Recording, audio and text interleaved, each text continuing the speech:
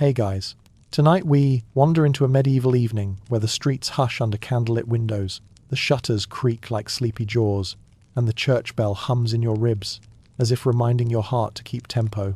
Smoke thickens the rafters, stew clings to the air, and somewhere a dog complains to the moon as though it filed the noise ordinance. Your eyes feel sandy. Your mind is a cat that refuses to leave the rafters, and the bed, well, it's more straw than cloud. Quick, reality check. You probably won't survive this week without at least one night of tossing and turning, because anxiety, hunger, and the mysterious owl that absolutely has a personal vendetta are all clocked in. So, before you get comfortable, take a moment to like the video and subscribe, but only if you genuinely enjoy what I do here. Tell me where you're listening from and what time it is in your corner of the world.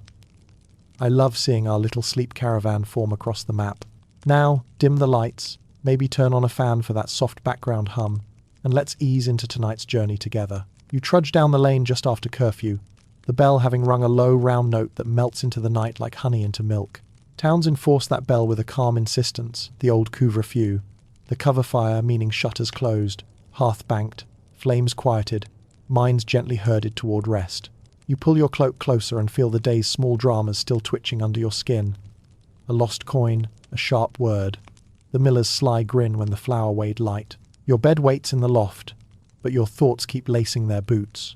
The smoke from banked hearths threads the alleys, a soft irritant that makes your eyelids prickle. You pass a window where tallow candles gutter, blooming little suns that spit and whisper.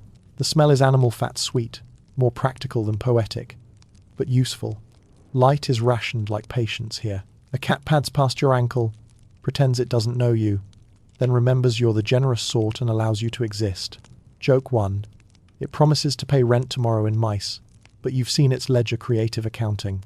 You savour the quiet texture of the town at night, the casks stacked by the alehouse, the uneven cobbles that force your feet into mindfulness, the soft argument of wind through half-timbered bones.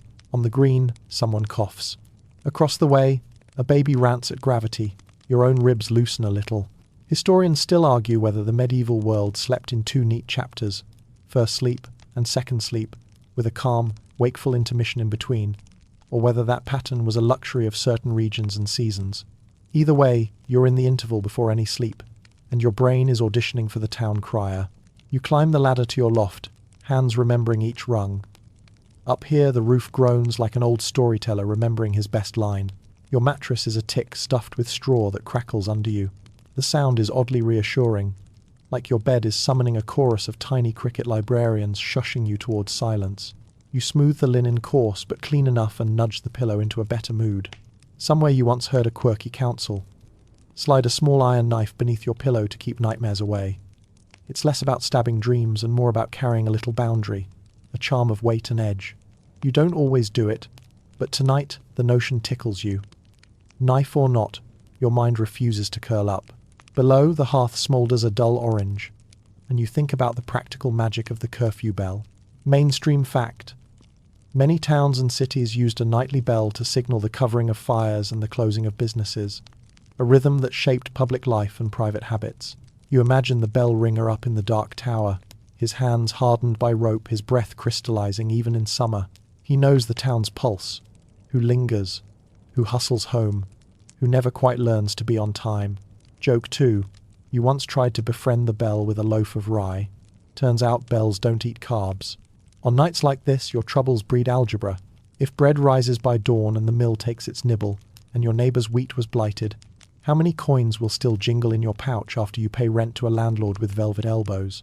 The math makes you yawn, if only out of protest. You listen to the plosive pop of sap in the hearthwood, a sound like distant applause. Your eyelids drift, lift, drift again. The air has that warm throat feel that means tomorrow might bring rain. You shift, and the straw murmurs secrets. Your thoughts wander to the monastery outside the walls, stone, steady, always there like a big-bellied uncle who hums instead of speaking. They'll be singing Compline now or just after, voices braided into a rope you wish you could grab. You try a breath prayer of your own, borrowing a steady cadence. In for 4 steps of an imagined cloister, out for 6. Let the shoulders slacken like wet cloth on a line. You're not auditioning for sainthood. You're just trying to outwit the mind that wants to discuss grain tariffs at midnight. A moth flaps near the candle, a ragtag Icarus who refuses to read the wax forecast. You cup it gently and nudge it toward the latticed window. Outside, the moon has shrugged on a thin shawl of cloud. You think of another fringe tidbit you've heard at the alehouse. Hang a sprig of rowan by the door to keep the nightmare from riding your chest. The word mare here, an old spirit, not the horse that leaves apples in your path. You've tried it once or twice, noticed nothing except the sprig's stubborn cheerfulness. Maybe it worked, and you slept too hard to send a thank you note. A cart rattles past in the lane, Axel complaining about both load and management. The driver clicks his tongue. The horse answers with philosophy. You smile. You've no lamps humming, no screens leaking blue, only darkness that teaches your pupils to widen into kindness. If only your inside world would dim to match. Joke 3. You consider counting sheep, but worry you'll have to tie the 10th back to the Lord. Another bell taps you from somewhere far, could be the watch marking a late hour, could be your pulse learning to behave. You roll onto your side and find a temperature that forgives you. Ropes crisscross under the straw tick. If you had a better bed, you'd tighten them daily to keep the mattress firm. The origin of sleep tight, or so people say when they want to sound charming at the threshold. Historians still argue whether that phrase truly traces to rope beds, or whether it's a later folk etymology masquerading as ancient wisdom.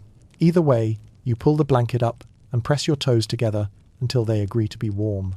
Mindfulness wasn't a word here, but people practiced it like they practiced mending. By necessity. You catalogue the room with slow attention, the wooden chest that smells faintly of last year's apples, the warped glass that turns the moon into a coin with a bad haircut, the pegs holding your only good shirt, the linen scratch that, paradoxically, makes you more aware of softness. You scratch your ear, then your doubts. The loft holds, the night holds, you hold. And because rituals are scaffolds, you build one. A tiny sip of water to rinse the day's grit, a glance at the door latch, a palm pressed to the plank to feel its cool certainty. In the village, there's a woman who swears by whispering the alphabet to her pillow, another who skips the alphabet and whispers to the pillow directly, which may be the same thing. You decide on the simple act of smoothing the linen a final time, as if telling the bed, I'm ready to be persuaded. You let your breath lengthen, count to 7 on the exhale, listen to the owl's academic critique of the field mice, and let the thought of warm ale flicker across your tongue like a promise you'll test tomorrow. The world has shrunk to the size of your straw-stuffed boat, and the rafters lean in like benevolent trees. You practice one more trick against wakefulness. Name 5 sounds, 5 smells, 5 textures. By the time you reach the last texture, the faint bite of ash on linen, your mind is too occupied cataloguing to host a debate club. There's a bell again, or maybe not. Maybe only the idea of time peeking through your shutters. Either way, you're closer to sleep than you were when you climbed the ladder. If the night refuses you now, you'll coax it with herbs and a friendly mug soon enough. For the moment, the town breathes, and you breathe with it, one creature under the moon, pretending not to notice that peace has already begun to settle in. You climb back down the ladder before dawn, feet finding each rung like old friends, and follow your nose toward the alehouse, because the memory of warm foam and clove-soft steam has already curled a beckoning finger. The street is damp with a thin mist that turns the moon into a smudged coin. Your breath folds out in small tents, then disappears. When you push open the door, the hinge sighs like a tired uncle settling into a bench, and heat laps your cheeks. The room is low-beamed and smoky in a friendly way, all amber tints and the hush of embers. A blackened pot nudges along the hearth. The fire throws a quiet geometry of light over trestle and peg. You nod to the tavern keeper, a woman in a sturdy kirtle, with flour on her sleeve, and the confident hands of someone who has brewed more sunrises than you've counted. Her braided hair is dusted with steam as if the ale itself gave her a benediction. She knows why you're here, not for loud company or dice, but for the hush of a mug that warms your palms and tells your thinking to sit. She takes a clay cup, dips, and the ale rises with a brown smile. Warm, she says, like a blanket you can drink. You cradle it, let the rim graze your lip, and take the first careful sip. It tastes of bread and orchard, a mellow grain sweetness with a shy kiss of spice, the liquid equivalent of a nod, and a one-word blessing. Hush. On the hearth, she's mulling a second pot, no hops swaggering about yet. Not in this town's fashion, but a gruet bouquet. Yarrow, sweet gale, a scandal of bog myrtle, and a proud pinch of pennyroyal from last summer's basket. Mainstream fact slides in like a local. In much of medieval Europe, Before hops became dominant, ale was often flavoured with gruit, an herbal blend that varied by region and recipe, equal parts flavour and folklore. She lets the herbs steep just long enough to whisper, not shout. Then, with a flourish, plunges a red-hot iron poker into the mug. The ale sputters, foams, and releases a caramel note like a memory of toasted crust. Quirky tidbit for the road. That poker plunge, mulling, or flip turns sugar to caramel and terrorizes stray bubbles. Some inns swore the hiss itself scared off nightmares. You settle on a bench near the low fire, elbows in, shoulders rounding into peace. Outside, the bell tower keeps its secrets. Inside, your cup invents a small sun. Moderation becomes a practical sermon. You nurse, not gulp. The alehouse keeper once told you bluntly, better to sip warm and sleep than brag cold and count roof beams till the cock lies about the hour. Joke one slides across the table. The town loudmouth tried to sleep fast by downing 3 strong mugs. He achieved impressive snoring at the table, and woke speaking fluent furniture, which no one else understood. You watch the surface of the ale settle into tiny rings. They look like little doorways that won't open unless you stop shouldering them. The keeper's boy carries a basket of toast-thick fingers of bread, browned and fragrant to turn the ale into a posset, if you like. You do. He drops a slice in. It floats, then sinks a little, and when you press it with your spoon, the bread drinks for you. The posset clings to your ribs, the way kindly gossip clings to a small town. Somewhere you once heard a grandmother say to drop a pinch of nutmeg in for sleep against dragons, which you charmingly interpret as snoring. She leans against the trestle and tells you, in that smoke-soft register tavern keepers have, why this warm brew settles vapours. In humoral thinking, cold and damp creep into the body, like fog into wool, especially at night, when wind pokes its nose where it isn't invited. Warmth, gentle, persistent, not boasting, coaxes balance back, dries the damp, soothes the belly, and persuades your heart to stop rehearsing speeches. Your shoulders, always skeptical, begin to believe. Historians still argue whether humoral logic truly governed everyday choices, or whether people simply learned by experience that a warm drink after sundown is a reliable peace treaty between body and mind. Either way, you take another slow sip and feel your sternum smile. At the end of the trestle, a peddler wraps his cloak and nods to the poker, as if it's a small but fierce saint. He mutters that in Lincoln they drop an egg yolk into hot ale with honey, to make a caudle that irons a man's nerves smooth as chapel brass. You nod, a tiny pilgrimage to a flavour you promise to meet someday. The keeper tops your cup with a spoon of her spiced syrup from an earthenware jug, a domestic alchemy of ginger, clove, and a shy hint of bay. She swears by it, her mother swore by it, her daughter will swear by it. Joke 2 peers in. She calls it the quietener, and threatens to pour it into any mouth that keeps arguing about politics after dusk. Steam presses little kisses on your cheeks. You listen. The reed broom against the floor, the cat's diplomatic patrol between benches. Yes, the same accountant from last night, now collecting fees in crumbs, and the tiny applause of bubbles when a fresh mug meets the poker. The room's warmth loosens your jaw, and your thoughts stop sprinting. Mainstream honesty knocks. Yes, people drank small beer daily, because brewing boiled water and made a low alcohol, safer drink than some raw sauces. It wasn't a non-stop tavern bender, more like liquid bread that didn't scowl at your kidneys. Historians still argue whether the famous medieval water was always unsafe. Line is exaggerated, plenty of wells and streams were fine, yet it remains true that boiled brews were trustworthy neighbours, especially in crowded towns. The keeper's bench holds a tidy stack of mugs. Each shows the finger-worn shine of stories told and retold. You ask about bravado, about the fellow who insists sleep is cowardice, and orders the strongest ale like he's wrestling a dragon. She grins. Strong ale is a fine friend in daylight, she says, but at night it loves to tell jokes at your expense. She leans in with a conspiratorial whisper. The trick is to outsmart the night, not arm wrestle it. Moderation again, a simple technology. You lift the mug and take a deliberate sip, like a vow, not a challenge. In the corner, a scrap of painted wood hangs above the hearth. A moon and a mug, the alehouse sign. You studied it once and declared the moon was smiling. The keeper laughed and said it was actually a turnip. Joke 3 nods politely. You still maintain the moon is in there somewhere, possibly borrowing the turnip's wardrobe. The sign creaks when the door nudges open. A breeze slips in, cool enough to remind you that the night outside is not hostile, only spacious. The apothecary sometimes prowls in, smirking about syrups with extravagant claims. But here you find a steadier arithmetic. Heat plus herbs plus grain equals hush.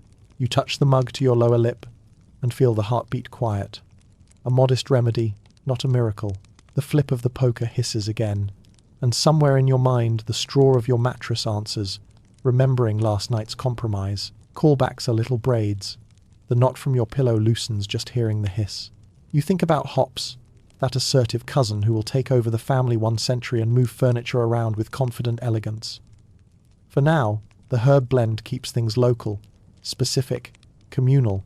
Historians still argue whether Gruit guilds were gatekeepers who maintained quality or monopolists who strangled variety. You sip and decide your tongue cares more for warmth than for politics. The alehouse keeper winks as if she read the verdict. She sets another log on the fire, and the room blinks, brighter, then returns to its low, kind pulse. You let the last inch linger, then finish it with a soft exhale, as if blowing out a candle at arm's length. The drink leaves a friendly trail down your chest. The posset's bread sits like a small moon in your belly, glowing faintly. You place the mug on the table and listen again to the room's library of hush. When you stand, your knees creak less. When you breathe, your ribs open more. The keeper takes the cup and gives you a look that is half blessing, half recipe. Home, she says. Slow steps, no detours through arguments. You promise, because it seems rude to lie to a person who can tame steam. Outside, the mist has thinned to lace. The street is an empty page you don't need to fill. Your hands still carry warmth. Your breath is even. Your mind less interested in forming committees. Warm ale, modestly spiced, sipped like a secret that's the lesson.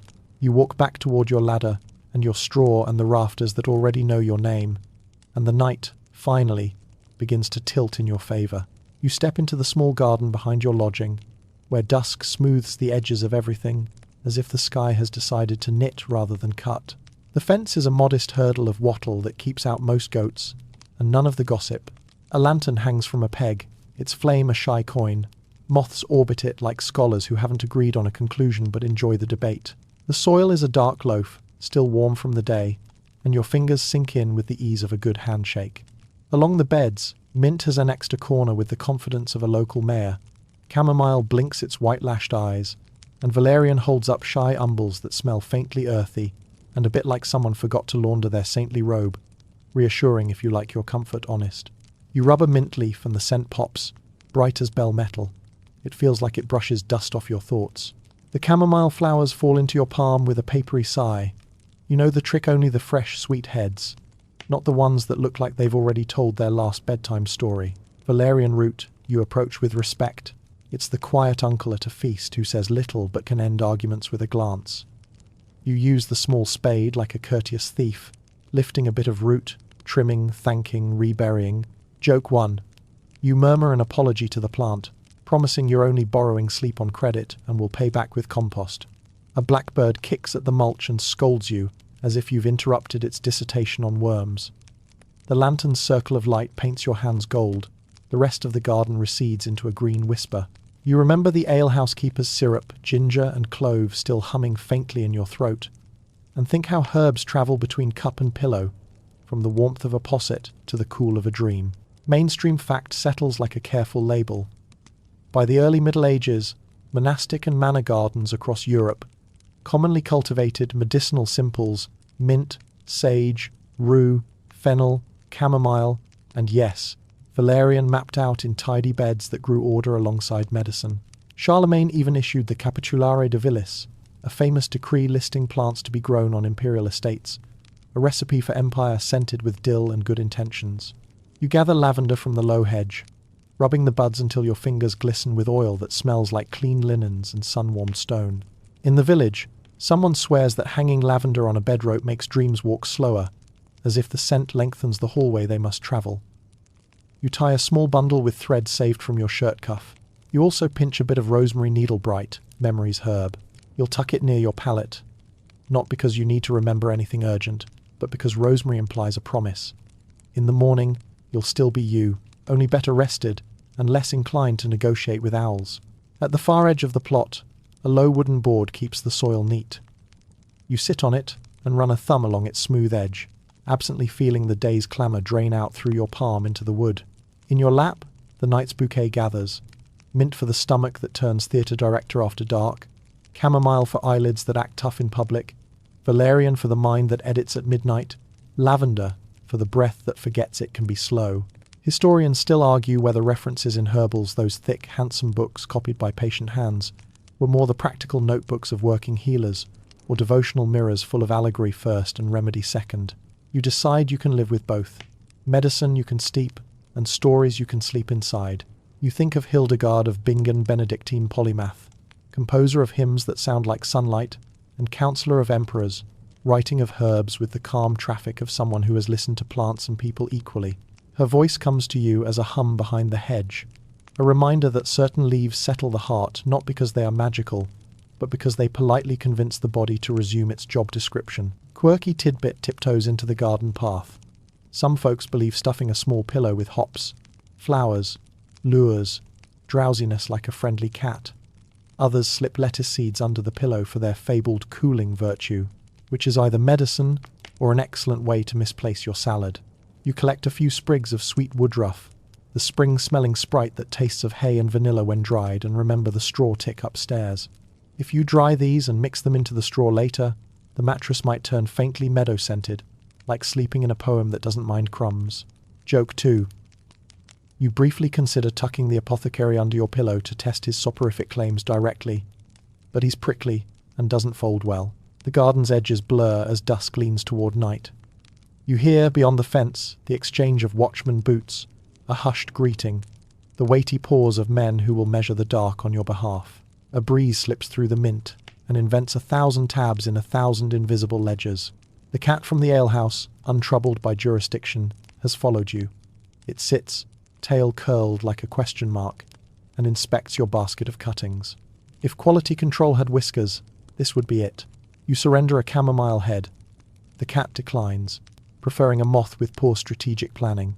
You carry the bundle to the bench by the door and begin your small apothecary work. You string chamomile heads like beads on a thread to dry by the hearth. You tie lavender into sachets for the pillow's corner. You shave a sliver of valerian root to later steep in warm water, just a sliver. You've learned your lesson about overdoing help and converting sleep into a tug of war. Mainstream law greets you again. In households with fewer coins than complaints, simple tisanes, chamomile infusions, mint teas, diluted caudals were the nightly handmade luxuries. Inexpensive acts that said, we can't silence the world, but we can soften it. Historians still argue whether everyday folk learned this primarily from monasteries and learned treatises, or whether grandmothers discovered it first, and scholars played catch-up, ink-stained and impressed. From the pocket at your belt, you take a small square of linen your grandmother's, and sprinkle in crushed lavender and a sigh of mint. Fold twice, and stitch 2 quick seams with a needle you keep for emergencies and vanity. You press the sachet and bring it to your face. It smells like a summer afternoon you weren't invited to and crashed anyway. You tuck it inside your shirt for now and feel your shoulders climb down from the rafters. The sky sinks from violet to indigo. Somewhere, a late-breaking duck argues with the canal about whose water it is. You glance at the lantern. Its flame has shrunk to a patient bead. Time to go in, but first, you kneel and press your palm to the soil again, in thanks that will look like superstition to some and like manners to others. Joke 3. You tell the mint, please don't take over the wardrobe, which is foolish. The mint is already writing its annexation charter and holding elections. You step back through the door, shake the herbs gently to evict any small tenants, and set your harvest on the table. In the hearth's low light, you arrange 3 cups, one for a mint chamomile tisane that will not negotiate, one for warm water waiting for the thin shaving of valerian, and one empty, kept for hope. The poker leans in the corner, still remembering how it hissed at ale. You will not ask it for caramel tonight, but it stands like an old soldier, ready. You pour the water and watch the cups cloud with themselves, herb oils blooming like small private auroras. The scent moves through the room and rests a gentle hand over your sternum. You think of your bed upstairs, the straw that will soon share its meadow with woodruff, the ropes that carry your weight like quiet bridges. You think of the bell tower, the ringer's rope-burnished hands, the way a single note can tilt a town towards silence. You gather your sachets and your patience, sip the mint chamomile sweet without sugar, kind without drama, and feel the first honest yawn arrive. Not like surrender, but like permission.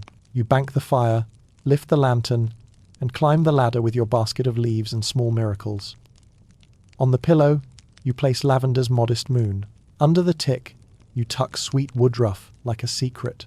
Breath in, breath out slow, like rows of beans in a careful garden. The night has hands, and tonight, finally, they are gentle. Back in your loft, you set the herb basket by the chest and reach for the leather pouch that has travelled more roads than your boots.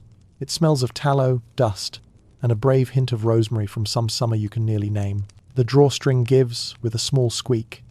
Inside, the night's travelling company waits. Lavender bundles tied with red thread, 2 rosemary pins, a thin beeswax candle, a pewter ampulla stamped with a saint you once visited, and a handful of badges, little miracles in lead, trying their best to look expensive. You pour them onto the linen like constellations, and start building the sort of nest a pilgrim makes when sleep has become a pilgrimage of its own. You pick up the ampulla first, thumb fitting the dent made by 1,000 thumb ancestors, and tilt it, empty now. But once it held water touched at a shrine. Canterbury for some, Walsingham for others, Compostela if your feet had been richer. Mainstream fact walks in politely. Medieval pilgrims often wore or carried lead, or pewter badges and small flasks. Ampullae filled with sanctified water or oil. They sewed badges to hats and cloaks, so inns wouldn't mistake them for vagabonds, and so hope had something solid to fasten to. You turn the ampulla over, and the saint's face winks in the firelight, as if to say, I can't tuck you in, but I can stand guard at the foot of the bed. Oh, there. You lay lavender near the pillow's edge, and pin rosemary to the bed rope, needle bright and businesslike. Faith and scent mingle, and your shoulders imagine themselves as a quiet church aisle after Compline. You remember the alehouse poker's hiss, the way heat bullied foam into calm, and think of this as the gentler cousin. Fragrance filing the rough edges of worry until they sit down and behave. You almost laugh at yourself, and then let the laugh happen. Joke one considers the evidence. If you ever embroider Department of Nighttime Security on a sash, rosemary gets the badge. From the pouch you fish out a small wooden wheel, no bigger than a walnut carved with spokes. It's a token from a roadside vendor who swore, Street Catherine's little wheel keeps nightmares from grinding their teeth on your bones. You didn't argue, you paid a half-farthing and a smile, and that night you slept like someone who had finally agreed to stop managing the universe. Quirky tidbit ambles in with muddy boots. Certain travellers tucked tiny bells or clappers into their pouch, convinced that a soft jingle under the pillow would turn the mare, that old nighttime rider, away from the chest. You tried it once, and only succeeded in teaching your straw tick to applaud when you turned over.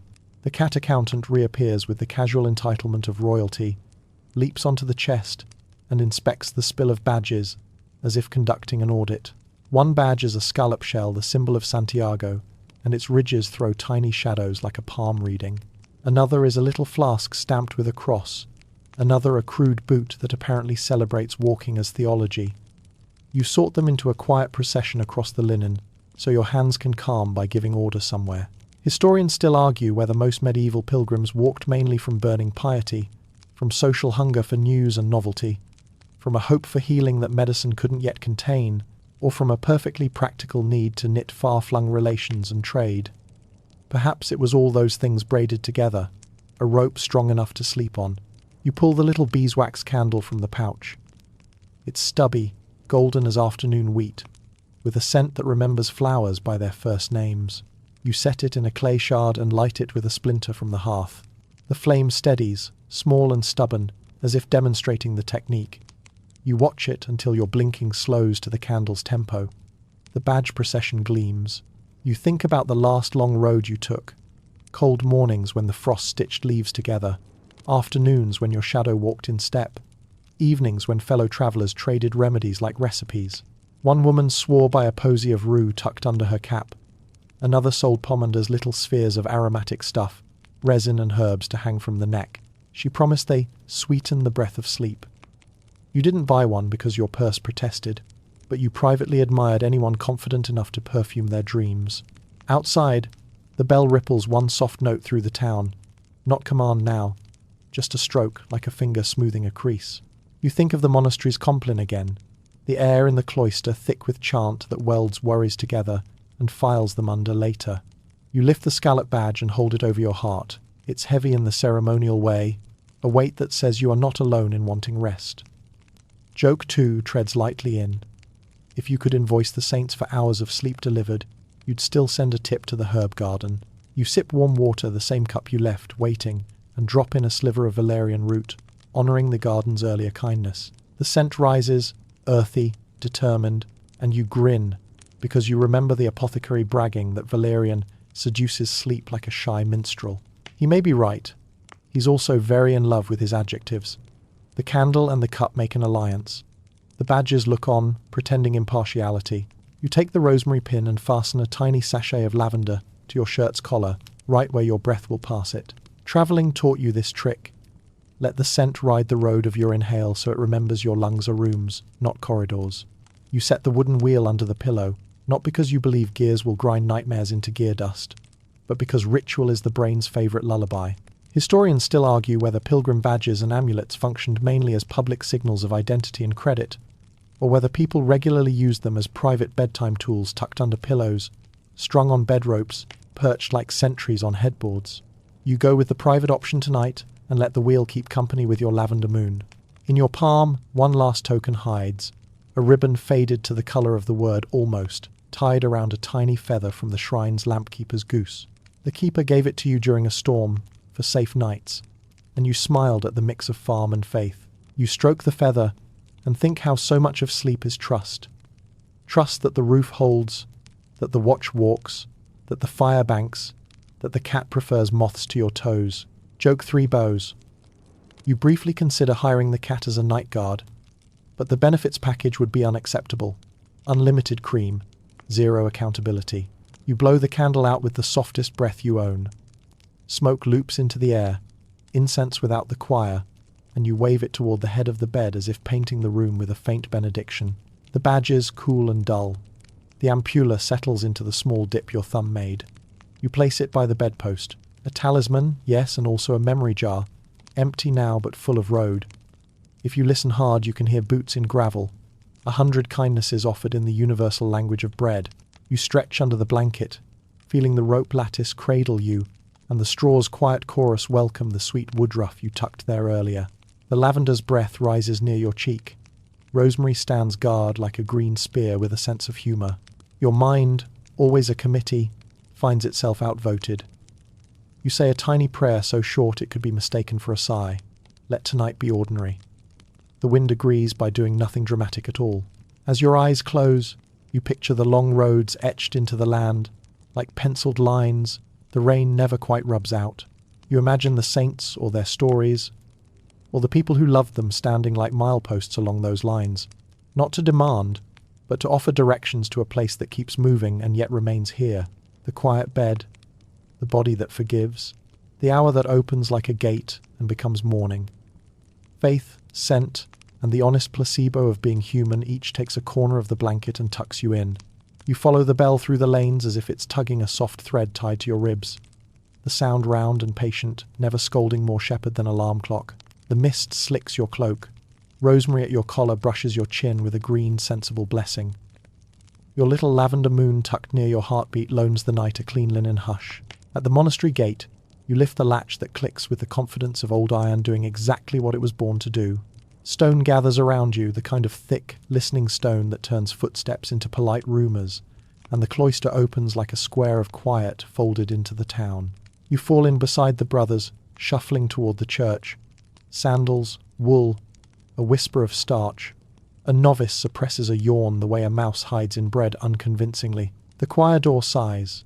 You breathe with it. Inside, the candlelight surprises you by being both dim and generous. The scent is beeswax and old pages, with a shy underline of cold stone. You take a place behind a pillar that has been touched by more hands than you have excuses. A psalm begins, not performed but poured plain chant that measures the moment without measuring you. Mainstream fact steadies the floor. Under the rule of street, Benedict, monks kept the canonical hours. Vigils or matins, lauds, prime, terce, sext, nun, vespers, Compline dividing the day and night so prayer and work took turns carrying the soul like partners on a long road. You test a quiet trick. Breathe with the psalm. The line length becomes a metronome for your lungs. Inhale over the first half verse. Exhale over the second so that your ribs nod along like polite congregants. The chant is neither lullaby nor lecture. It's a river that accepts anything you drop into it and keeps going. You imagine last night's poker hissing caramel into ale, and here the soundless cousin of that hiss melts the hard candy of your worries. Joke one ambles down the nave.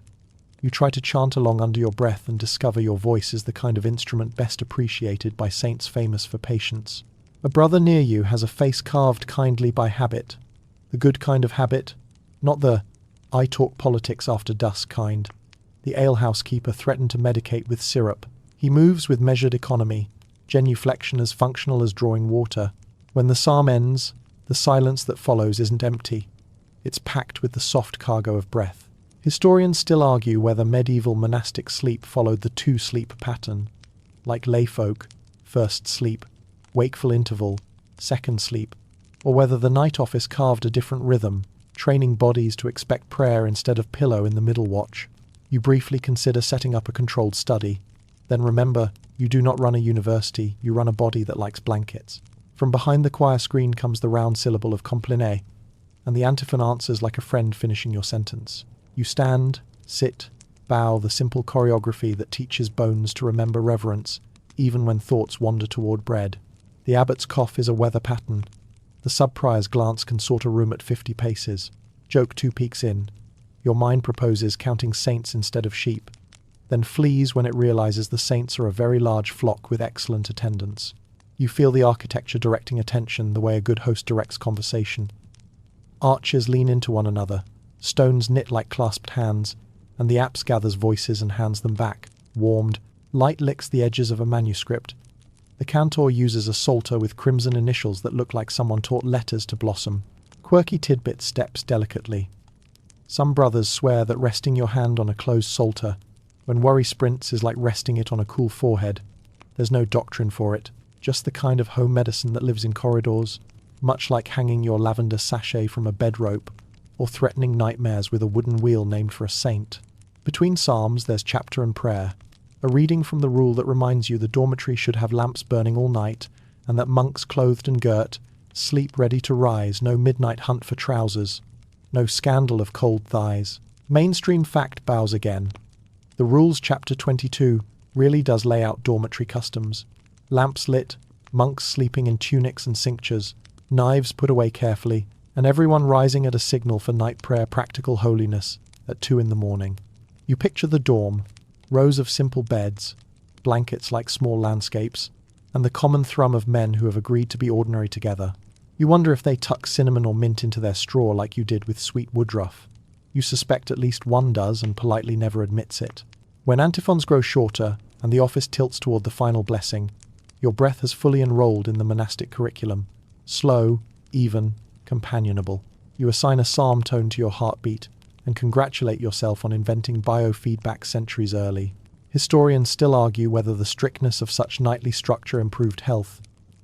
Fewer reckless midnight snacks, more predictable rest, or whether it exacted a toll in chronic drowsiness that monks paid back with naps disguised as contemplation. You remain neutrally delighted by both possibilities, drink in the chant, and give an internal nod to the alehouse keeper's advice about moderation. Even prayer, like warm ale, is best sipped. The office ends with a gesture that feels like someone smoothing your hair. The brothers file out, their sandals whispering thank you notes to the floor. Instead of returning to town immediately, you follow the flow into the cloister walk. The night air dips into the covered walk like a polite guest. The garth grass square within holds darkness like a calm bowl. Here you try the second experiment, walking the cloister as a breathing labyrinth. One side, inhale, corner pause, next side, exhale, corner pause. Each turn a little hinge that invites the mind to fold smaller, smaller, until it tucks itself into a quiet pocket. Your rosemary pin brushes your jaw again. The lavender at your collar contributes a feather of scent.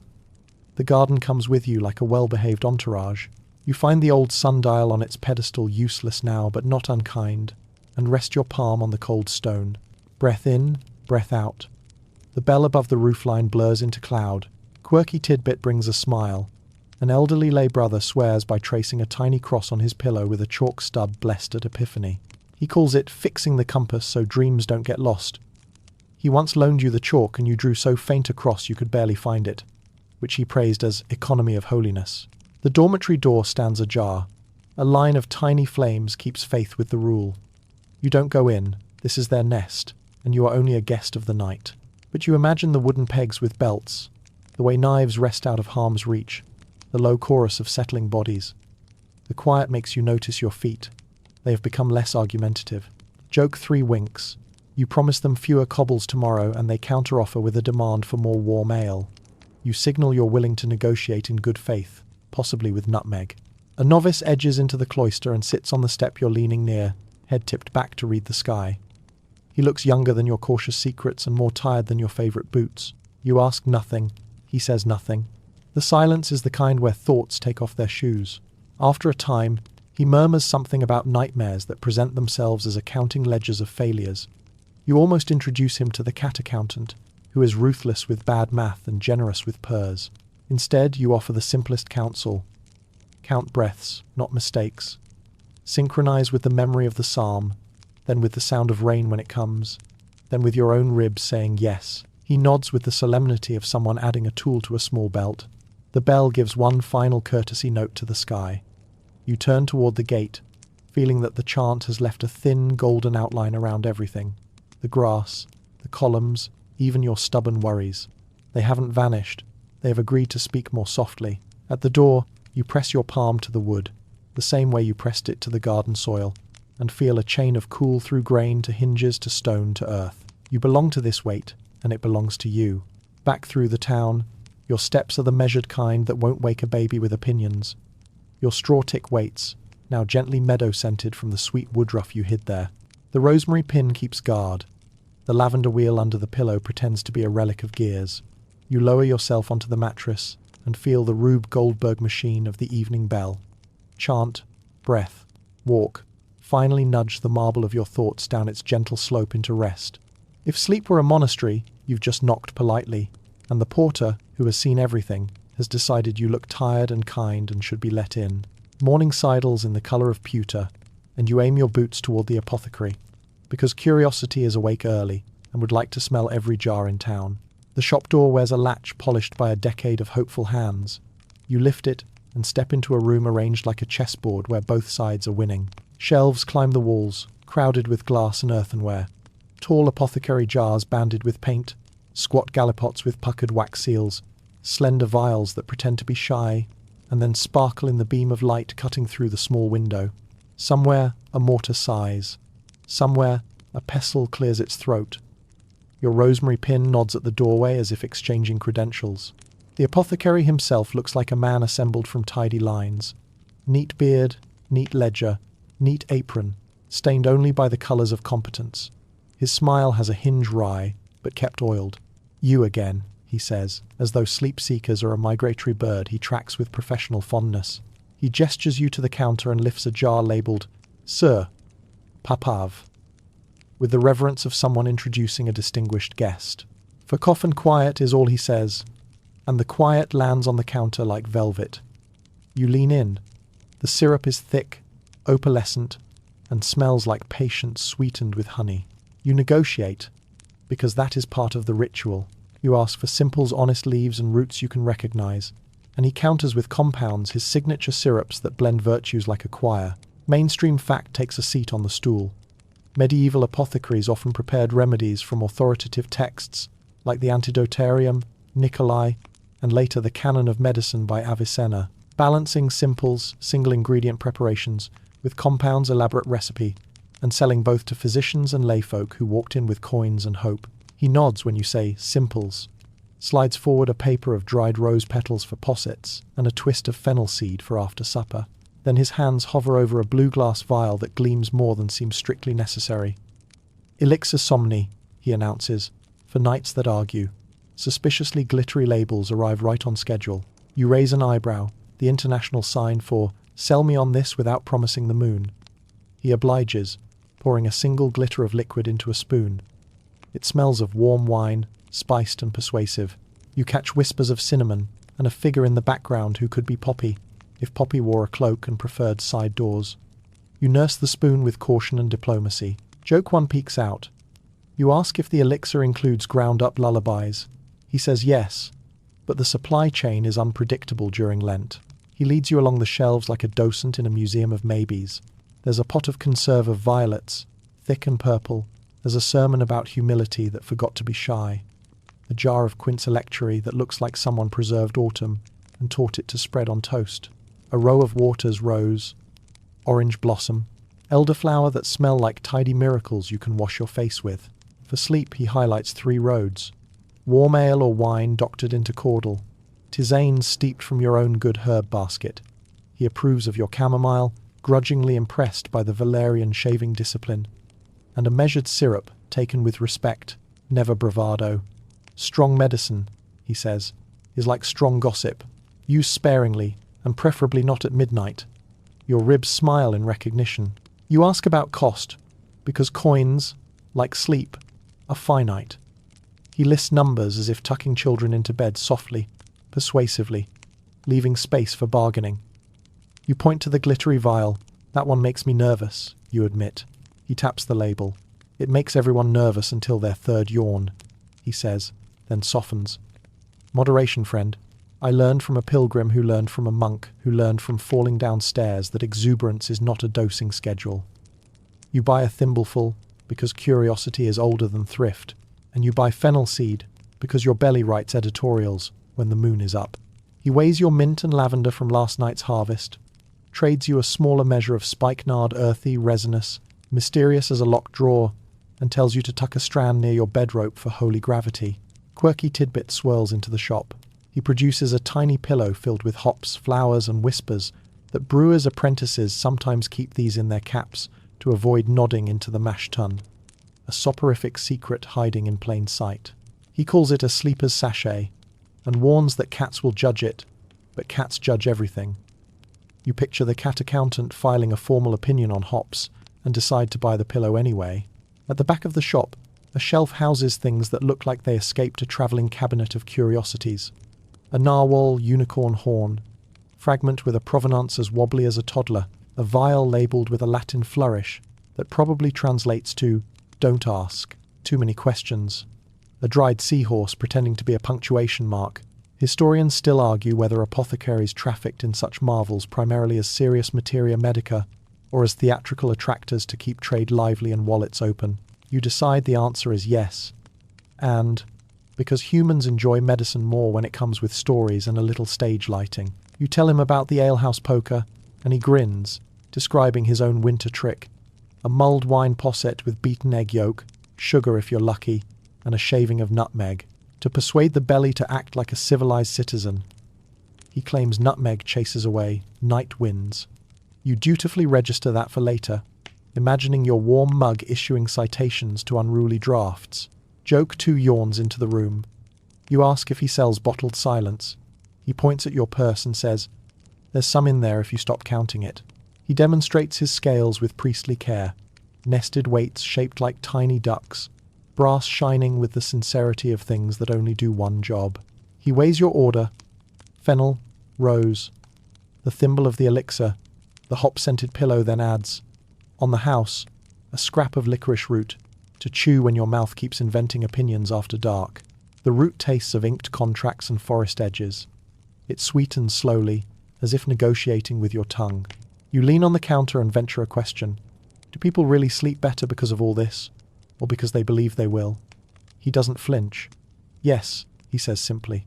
Faith in a remedy is part of the remedy. The mind enjoys being told a bedtime story with ingredients. He gestures at the shelves. Also, some of this actually works.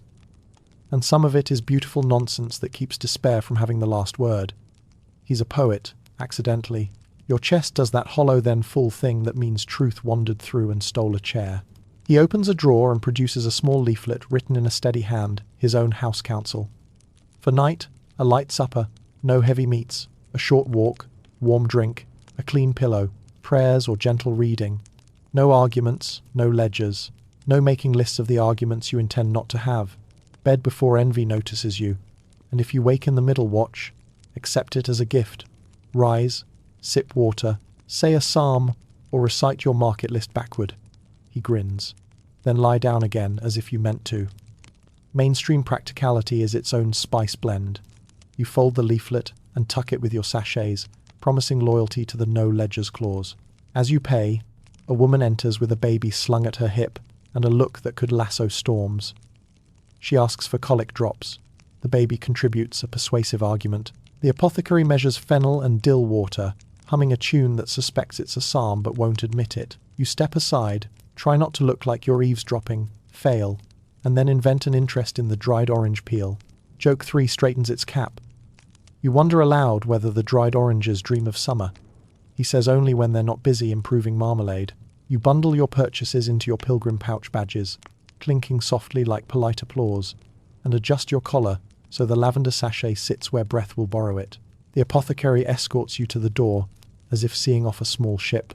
Moderation, he repeats, and then, more quietly, and mercy, especially for yourself. You nod as if you've been given a prescription you can fill without coin.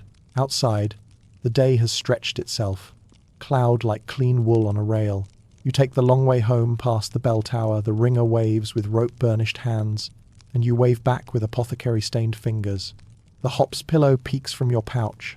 The thimble of elixir clinks like a secret. Historians still argue whether household reliance on apothecaries increased with urban growth, or whether home gardens kept the balance longer than we assume. You decide either way you're glad both exist. Shelves of labelled hope and beds of green that don't charge. Back in your loft, you set the hot pillow near your head, slide the fennel into a jar, file the leaflet under scents, and hide the glittery vial behind a stern-looking pot of chamomile, as if to keep it humble. You sit on the bed, let the ropes cradle you, and listen to your breath inspecting its new tools. No miracles, just a steady architecture. Ale sip by sip, herb leaf by leaf, chant line by line, merchant measure by measure. The cat accountant leaps onto the chest, noses the hops pillow, and files a grudging purr. You take that as peer review. Night leans in, and you decide to give your pillow a promotion from mere head prop to director of spiritual operations. You pull the chest closer, lift the lid, and bring out a bundle of folded papers tied with red thread, and that faint beeswax smell that means someone cared when they wrote them. You untie them on the bed, and the straw tick crackles like a tiny congregation agreeing to the minutes. On each scrap, a short blessing, a verse, a name, a symbol scratched by steady hands and hopeful wrists. You slide one under the corner of the pillow so that when your cheek lowers, it lowers onto something that isn't just stuffing but intention. You've gathered these the honest way, some copied in your own slightly stubborn hand, some from a neighbour's book of hours, one purchased from a scribe who swore he never misspells a saint even at dusk.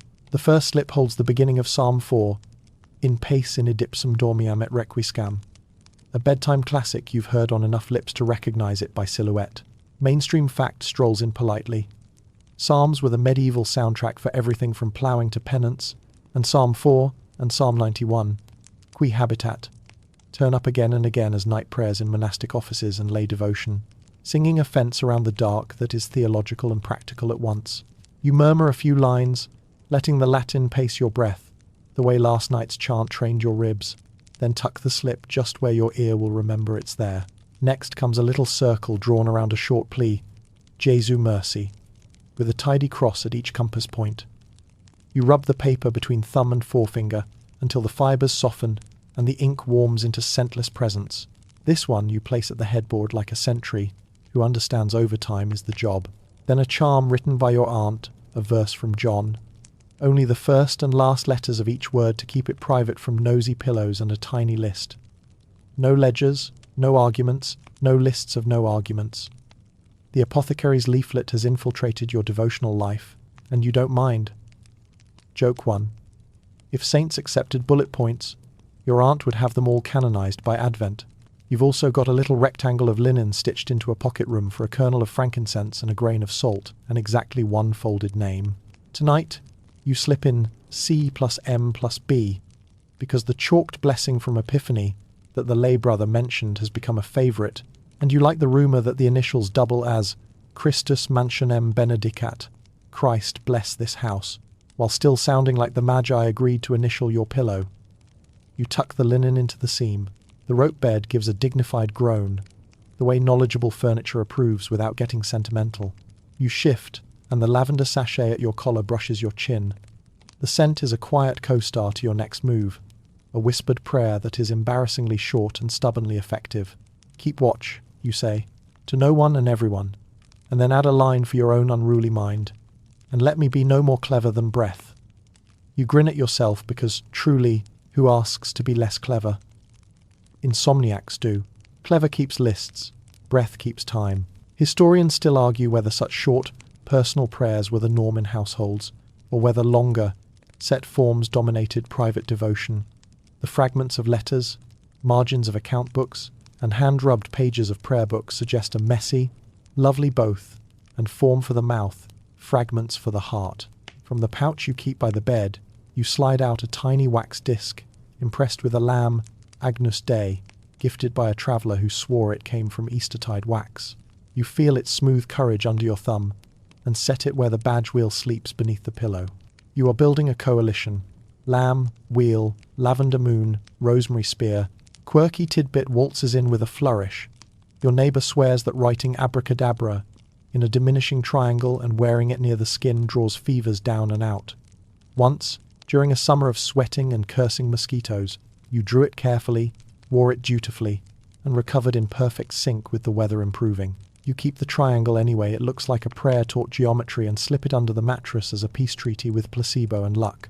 The cat accountant hops up and sniffs the papers, then sits exactly on Psalm 4, as if to say your spiritual portfolio is overweight in sleep securities. You slide the cat to one side, who accepts relocation with the grace of a duke evicted from his own banquet, and you chuckle. Somewhere down the lane, a shutter thunks.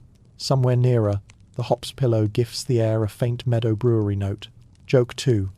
You thank the hops for their service and promise not to brew your dreams at too high an ABV. You practice pillow talk with a saint, because why not, half the town does, and the other half tells you they don't. You pick St. Dymphna tonight. Modern people will have other names, but in your lane she's a friend to tangled minds, and you explain the situation simply. Your thoughts file motions, your breath adjourns, and you'd appreciate the court closing early. You don't barter, you don't bargain, you place your case and rest it. If intercession is a bridge, it is also a bench. You sit on it and feel less alone. Historians still argue whether the Church's public suspicion of superstitious charms aligned neatly with private tolerance for little aids at bedtime, or whether boundaries shifted from parish to parish like accents. You, not trained as an historian, only know you've never seen anyone excommunicated for whispering Psalm 91 into a straw tick. You add one more slip, a gratitude list, but medieval in tone, for bread with crust that sings, for the bell ringer's rope-blessed hands, for the apothecary's duck-shaped weights, for the poker that hisses pride out of ale, for rosemary that keeps a straight face while guarding. You read it, once, slowly, as if tasting the words. Gratitude is the blandest seeming spice until it isn't. Tonight it's cumin, suddenly everything. The list goes under the pillow where your stubborn mind will lie on it, and with luck, absorb a little of its shape. You lie down and test the balance of the bed. The rope tension holds like a soft net. The straw with sweet woodruff rustles meadow. The linen is cool at first, then apprentice warm. You place your palm on the pillow edge and trace a tiny cross you can almost feel from last time. Chalk long faded, but shape remembered by your bones. Sleep tight. Someone told you once, tying the rope to that old saying.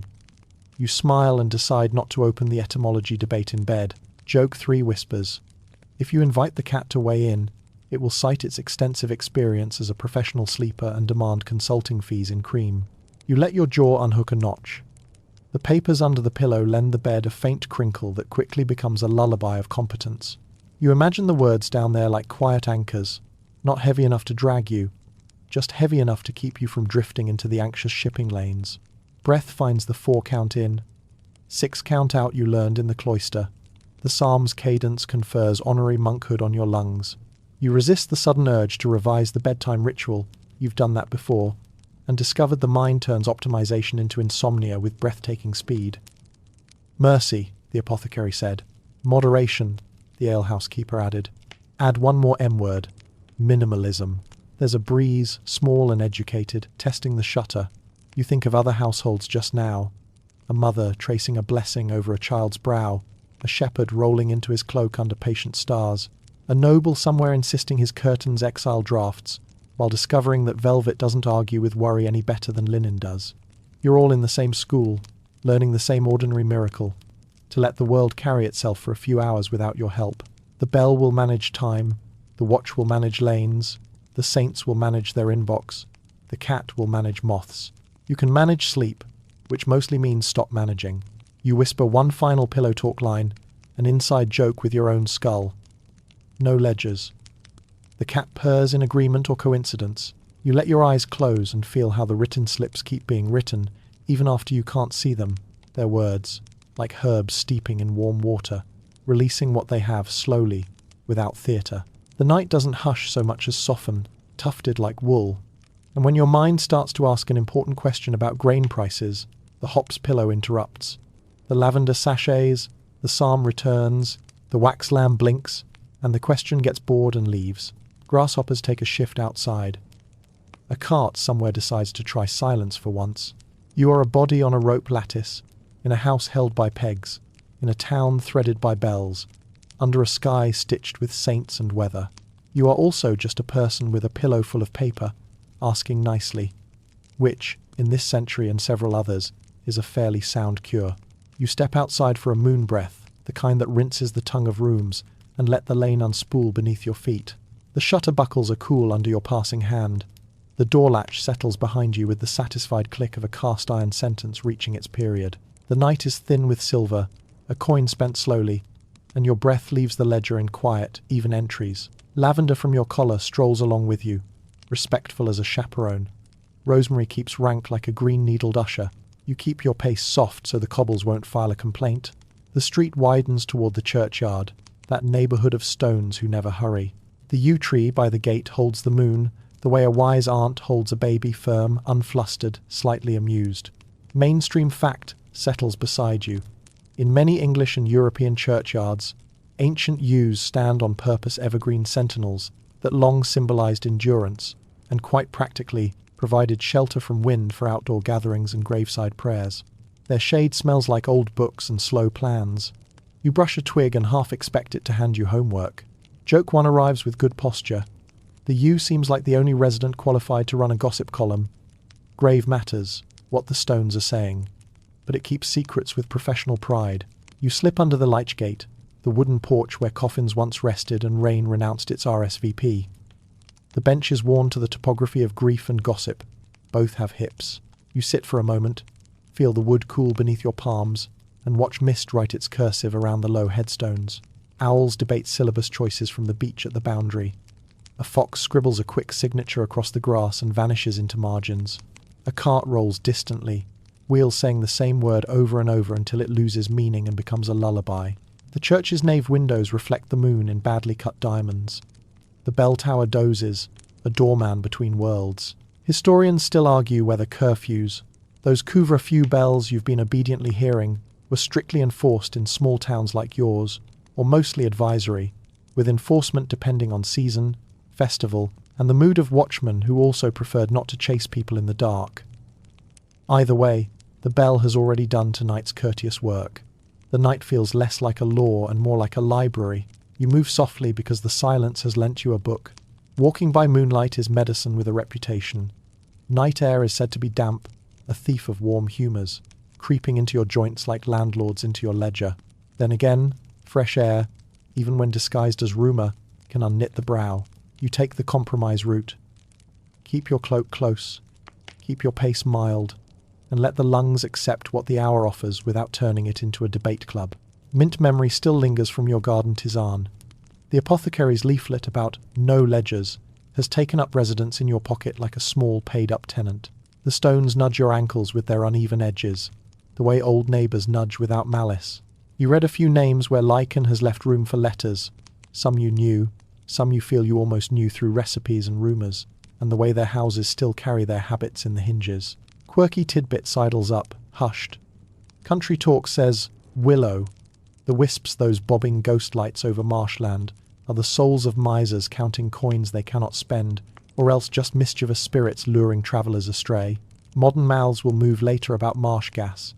But tonight, the candle flames that sometimes dance low in churchyards are corpse candles in the stories, heralds of funerals to come. You eye the grass, see no bobbing lights, and decide the only candle you need is the slow one behind your ribs.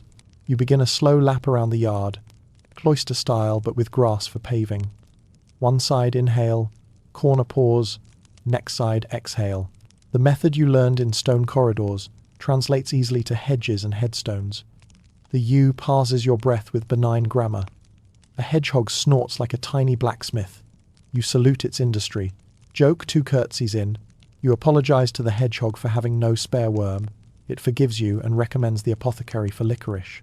At the far edge, the wall lowers enough that fields show, pale as unbaked bread. The sky has thinned its arguments. Stars take their places like considerate witnesses.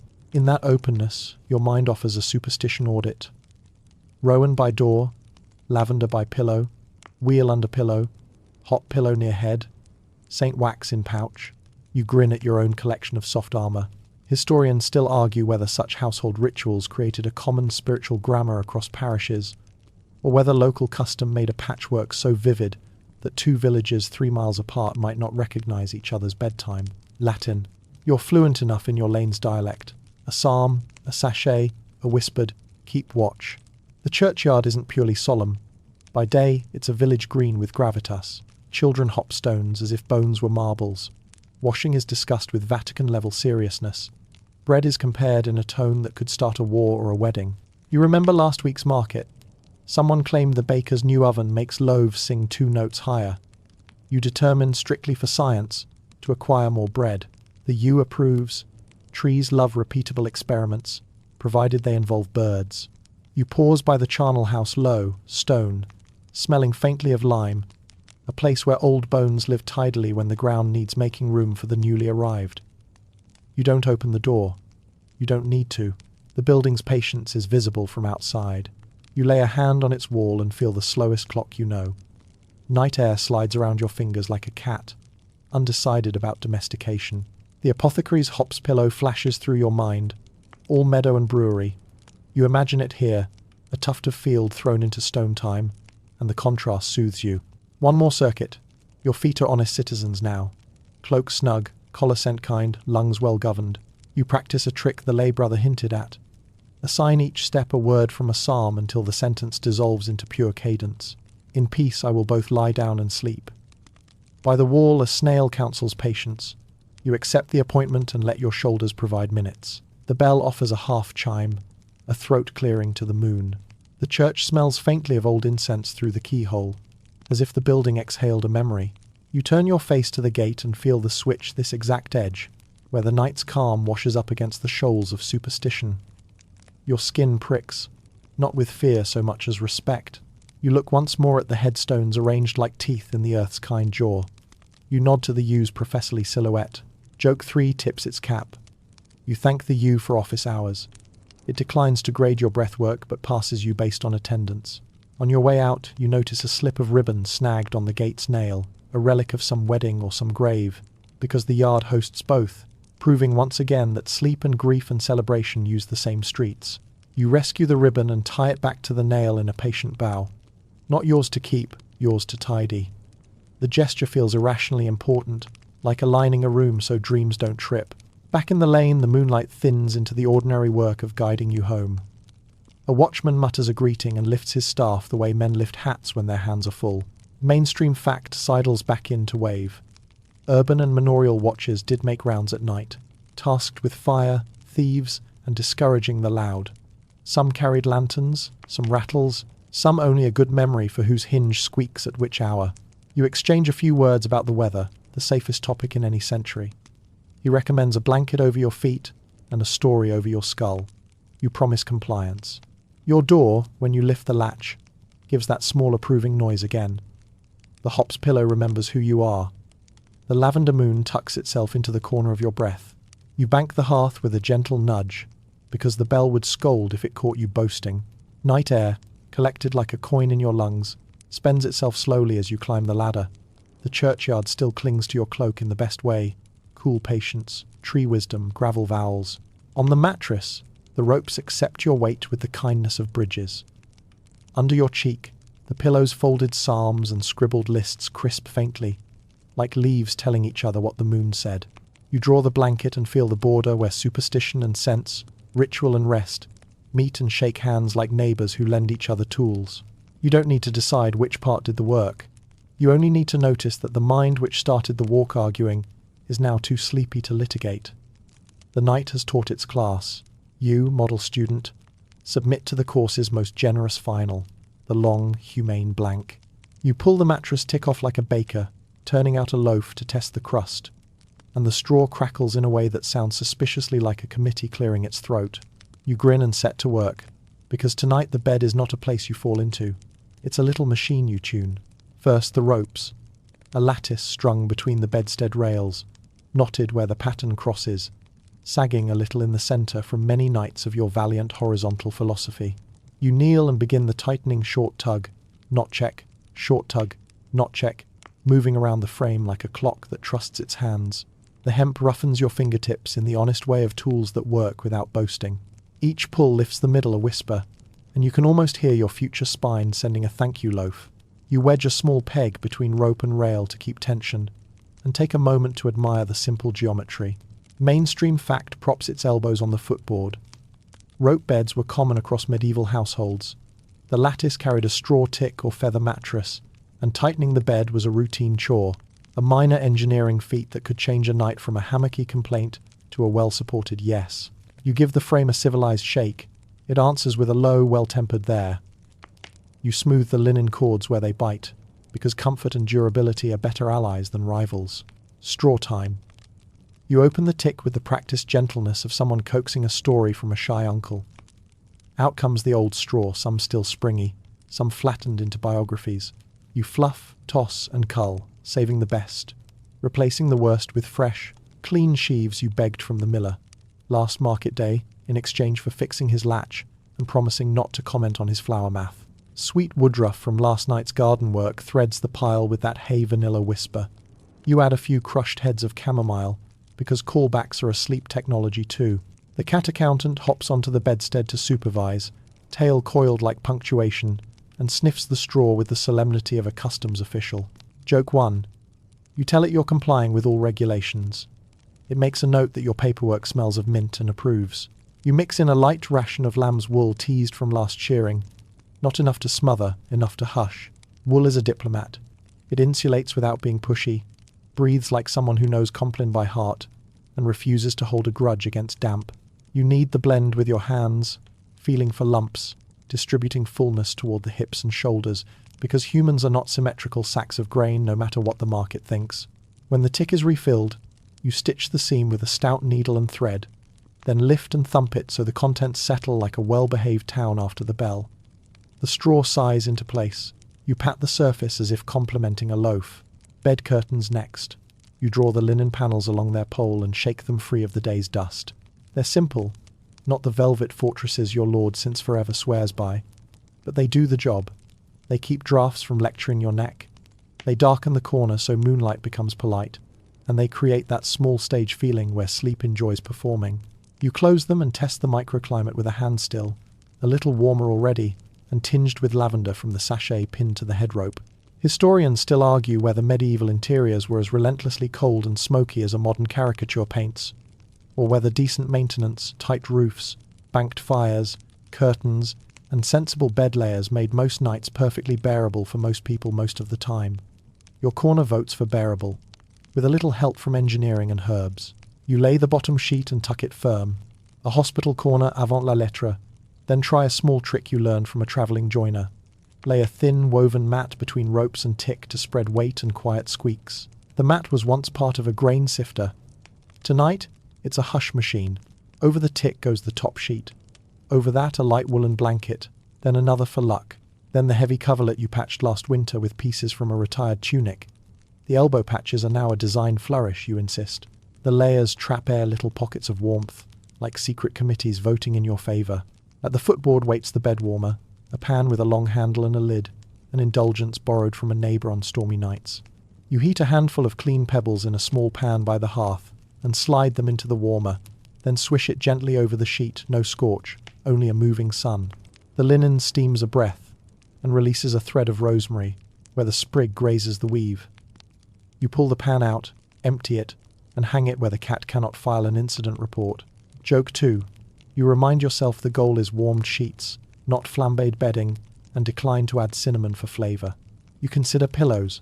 Your main one is stuffed with feathers gone, a little philosophical. You punch it back into materialism and slide the hops pillow near your temple, a small cloud that smells like a meadow, arguing kindly with a brewery. A second, flatter cushion receives your knees when you sleep on your side. An anatomical courtesy discovered accidentally after too many mornings of low-back soliloquy. You tuck the lavender sachet exactly where breath will borrow it. On the bed rope by the headboard, you tie the tiny strand of spikenard the apothecary traded you. Holy gravity, he called it, and decide the name alone is soporific. You return to the ropes for a last audit finger here. Tug there, then test the bed with a careful sit. The frame answers with a dignified creak that translates to steady, and the rope lattice hands you back a square, not a hammock. Mainstream practicality chimes again. Plenty of households tightened ropes daily or weekly, rotated straw seasonally, and aired bedding in sun when the weather behaved, because maintenance was the medieval luxury, not velvet, but the habit of tending. You've caught the habit, not to impress the saints, but because your shoulders learn to sigh when you do. Quirky tidbit saunters in, twirling a bedtime rumour. Some housewives swear that scattering a pinch of poppy seeds beneath the bed makes any witch who wanders in compulsively stop to count them, buying you hours of bliss while she tallies. Others tuck iron tongs under the bed to discourage fairies from attempting unauthorized renovations to your dreams. You compromise by leaving a harmless pinch of seeds by the hearth for the mouse mathematicians and trusting your wooden wheel under the pillow to handle fairy negotiations. If the cat accountant starts counting poppy seeds, you'll know you've overdone the folklore. You draw back the curtain and climb in for the official test run, feet slipping between sheets that now feel like a chapter you've already read and loved. Linen cools, then yields. Wool warms, then holds. You lie on your side, and the ropes distribute your weight like a competent mayor allocating grain. The straw, newly fluffed, does not identify every bone by name. You try the old timing. In for 4, out for 6. Psalm breath learned in stone and carried into linen. The bed, tuned, amplifies the trick. Your lower back sends a note of appreciation signed with fewer adjectives than usual. The cat quality control steps onto the coverlet and performs the ancient ritual of trampling you into compliance, then curls by your knees as a furry draft excluder. Joke 3. You offer it a formal title, Assistant Deputy of Thermal Regulation, and it accepts without promising to attend meetings. Outside the curtain, the hearth gives one last pop. Inside, the hops whisper, lavender hushes, spikenard nods like a wise aunt. You reach under the pillow and find the little wheel, the wax lamb, last night's slips. They don't jab. They merely exist like quiet punctuation. The phrase rattles the rafters again. Sleep tight. Historians still argue whether that idiom truly grew from rope tightening or from a later fashion for snugness in bedclothes. But your fingers, raw from knots, vote firmly for the rope theory while your pedantry, like a well-trained dog, agrees to stay off the bed. Either way, you feel the tightness that matters, the good kind. The held kind cradle your ribs and pat your thoughts on the head. The you of the churchyard lives faintly in your lungs. The apothecary's leaflet hums no ledgers. The alehouse poker's hiss hides in the coals like an embered lullaby. You add one finishing flourish you learned from a mason. Tuck the blanket edge under your feet, then fold back a small triangle at the corner, so you can release toes in the night without waking the parliament. It works more often than it doesn't. You close the curtain 2/3, enough to keep the draught honest, and let the room glow like a faint halo. The rope lattice no longer complains about management. The frame stops auditioning for a squeak ensemble. The straw resigns from the union of pokers and accepts its new career as gentle terrain. When you finally let your weight belong to the bed, the whole contraption answers like a choir that has rehearsed. Not loud, not impressive, simply together. You have, with rope and straw and wool and a handful of sensible rituals, told your body a bedtime story it believes. And belief, as the apothecary said with his tidy beard and kinder eyes, is a strong ingredient, especially when blended with craft. Your breath finds its slow ladder. Your shoulders forget the existence of verbs like hunch. Outside, the bell holds its tongue. Inside, every knot you tied becomes a soft period at the end of a long, long sentence. Morning rinses the rooftops with that pale pewter light you've started to trust, and you find yourself in a narrow lane that smells faintly of spices, ink, and optimism, a good sign you've reached the stargazer's door. The placard above it shows a 7-pointed star nudging a mortar and pestle, as if to say, sky and syrup co-parent your fate. Inside, the astrologer's chamber is a cradle of compasses, waxed charts, and a window cut, like a patient eye, at the exact angle the sun likes to use for important entrances. He doesn't greet you with thunder, he greets you with bread, which is more persuasive. You sit. He sets an astrolabe on the table, a polished brass moon you're allowed to touch. Your fingers trace its engraved lines until you feel your shoulders climb down a rung. He asks your birthday, your hour if you know it. Your recent trouble's a busy mind, sir, occasionally staging musical theatre after curfew, and then leans over his dog-eared ephemeris like a priest over a cookbook. Mainstream fact pulls up a stool. Medieval physicians and learned practitioners commonly consulted the heavens. Medical astrology, iatromathematics advised when to purge, bleed, or administer certain drugs, aligning treatments with planetary hours and zodiacal rulership of body parts. He nods toward a sketch of a naked figure labeled like a map, the zodiac man Aries on the head, Taurus on the neck, Pisces paddling the feet. Avoid cutting where the moon rules, he murmurs, and avoid arguing when Mars does. You vow to schedule all your future quarrels for Jupiter's benevolent hour, purely for compliance, of course. He slides a wax tablet to you, asks about diet, sleeps, drafts, and whether you've been courting the alehouse poker more than moderation would applaud. You confess to possets and hymns, lavender moons and hot pillows. He approves with the calm zeal of someone who has watched 1,000 insomniacs tell the sky their secrets. He taps the window frame. Cool night air is not your enemy, he says, but it loves to steal heat.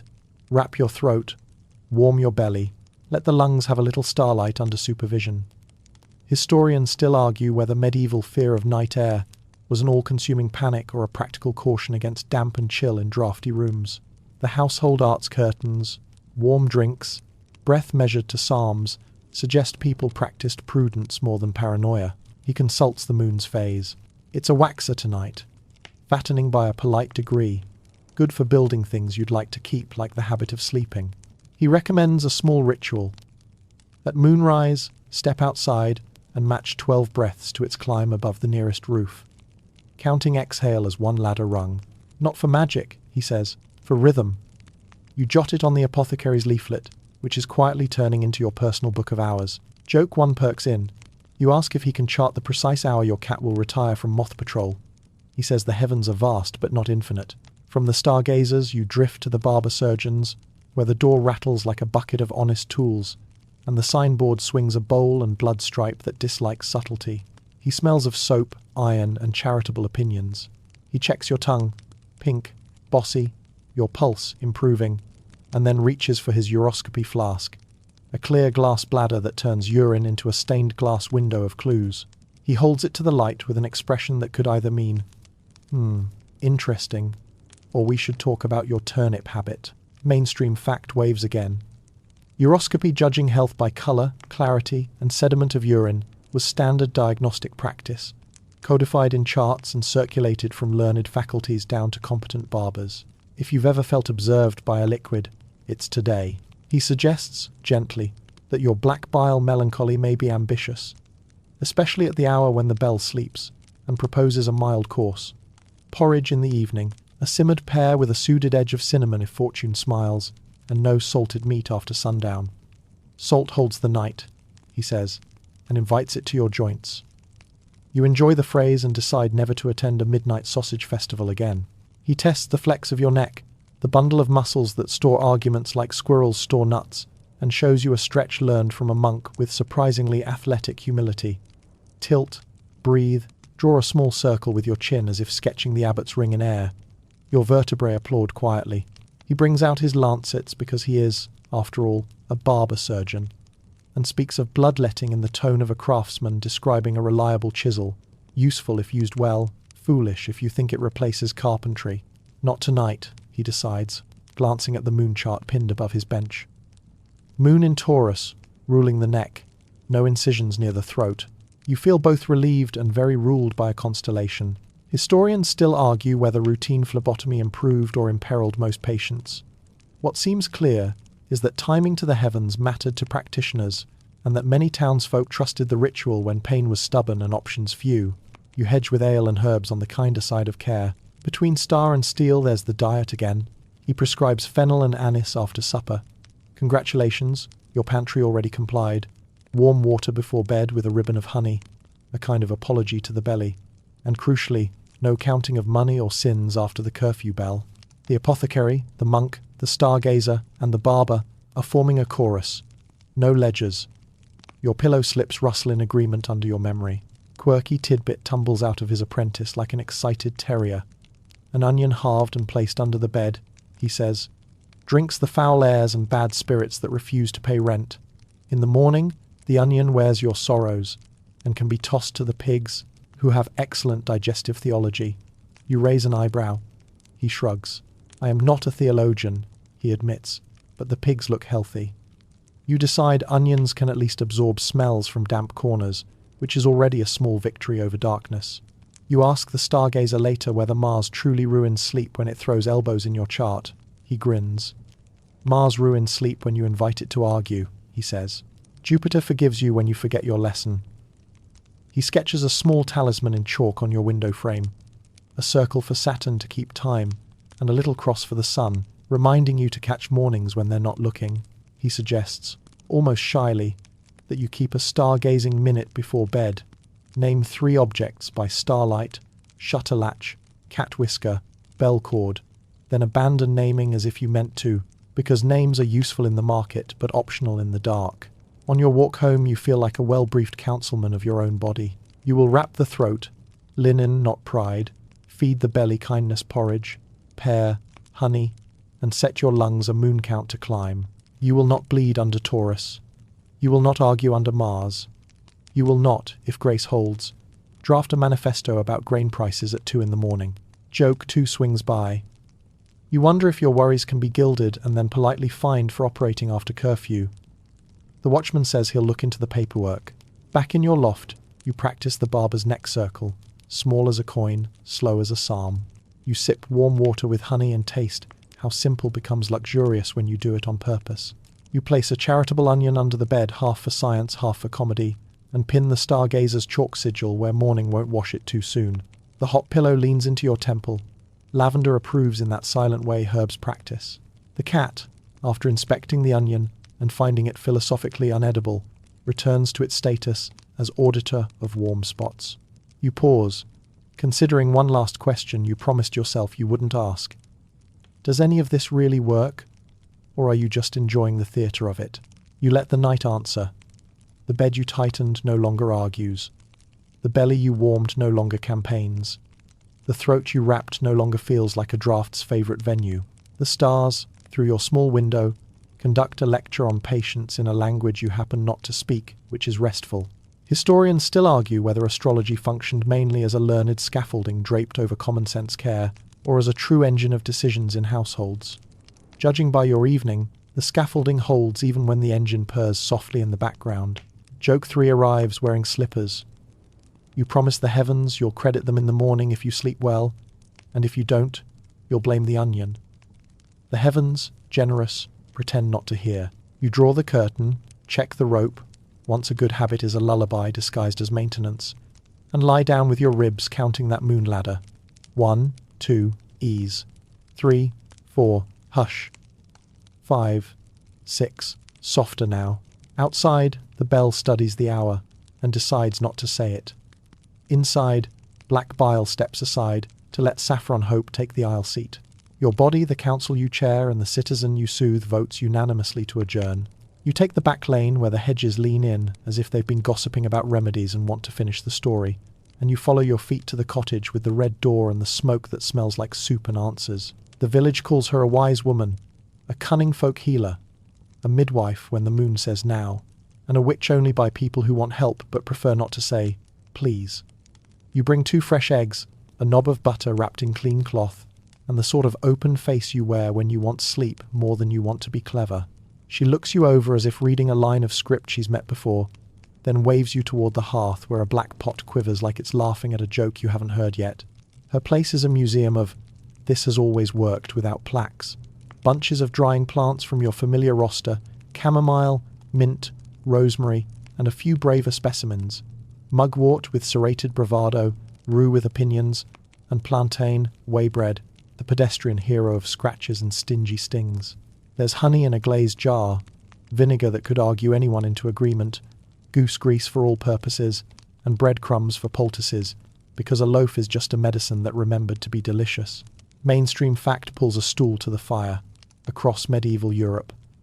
Village healers, often women, but not only blended herbal practice, household craft, and Christian devotion, working beside and between physicians, barbers, and clergy, leech books like Bald's Leech Book, or the later Lacnunga Mingle recipes, charms, and the kind of advice your grandmother would nod at.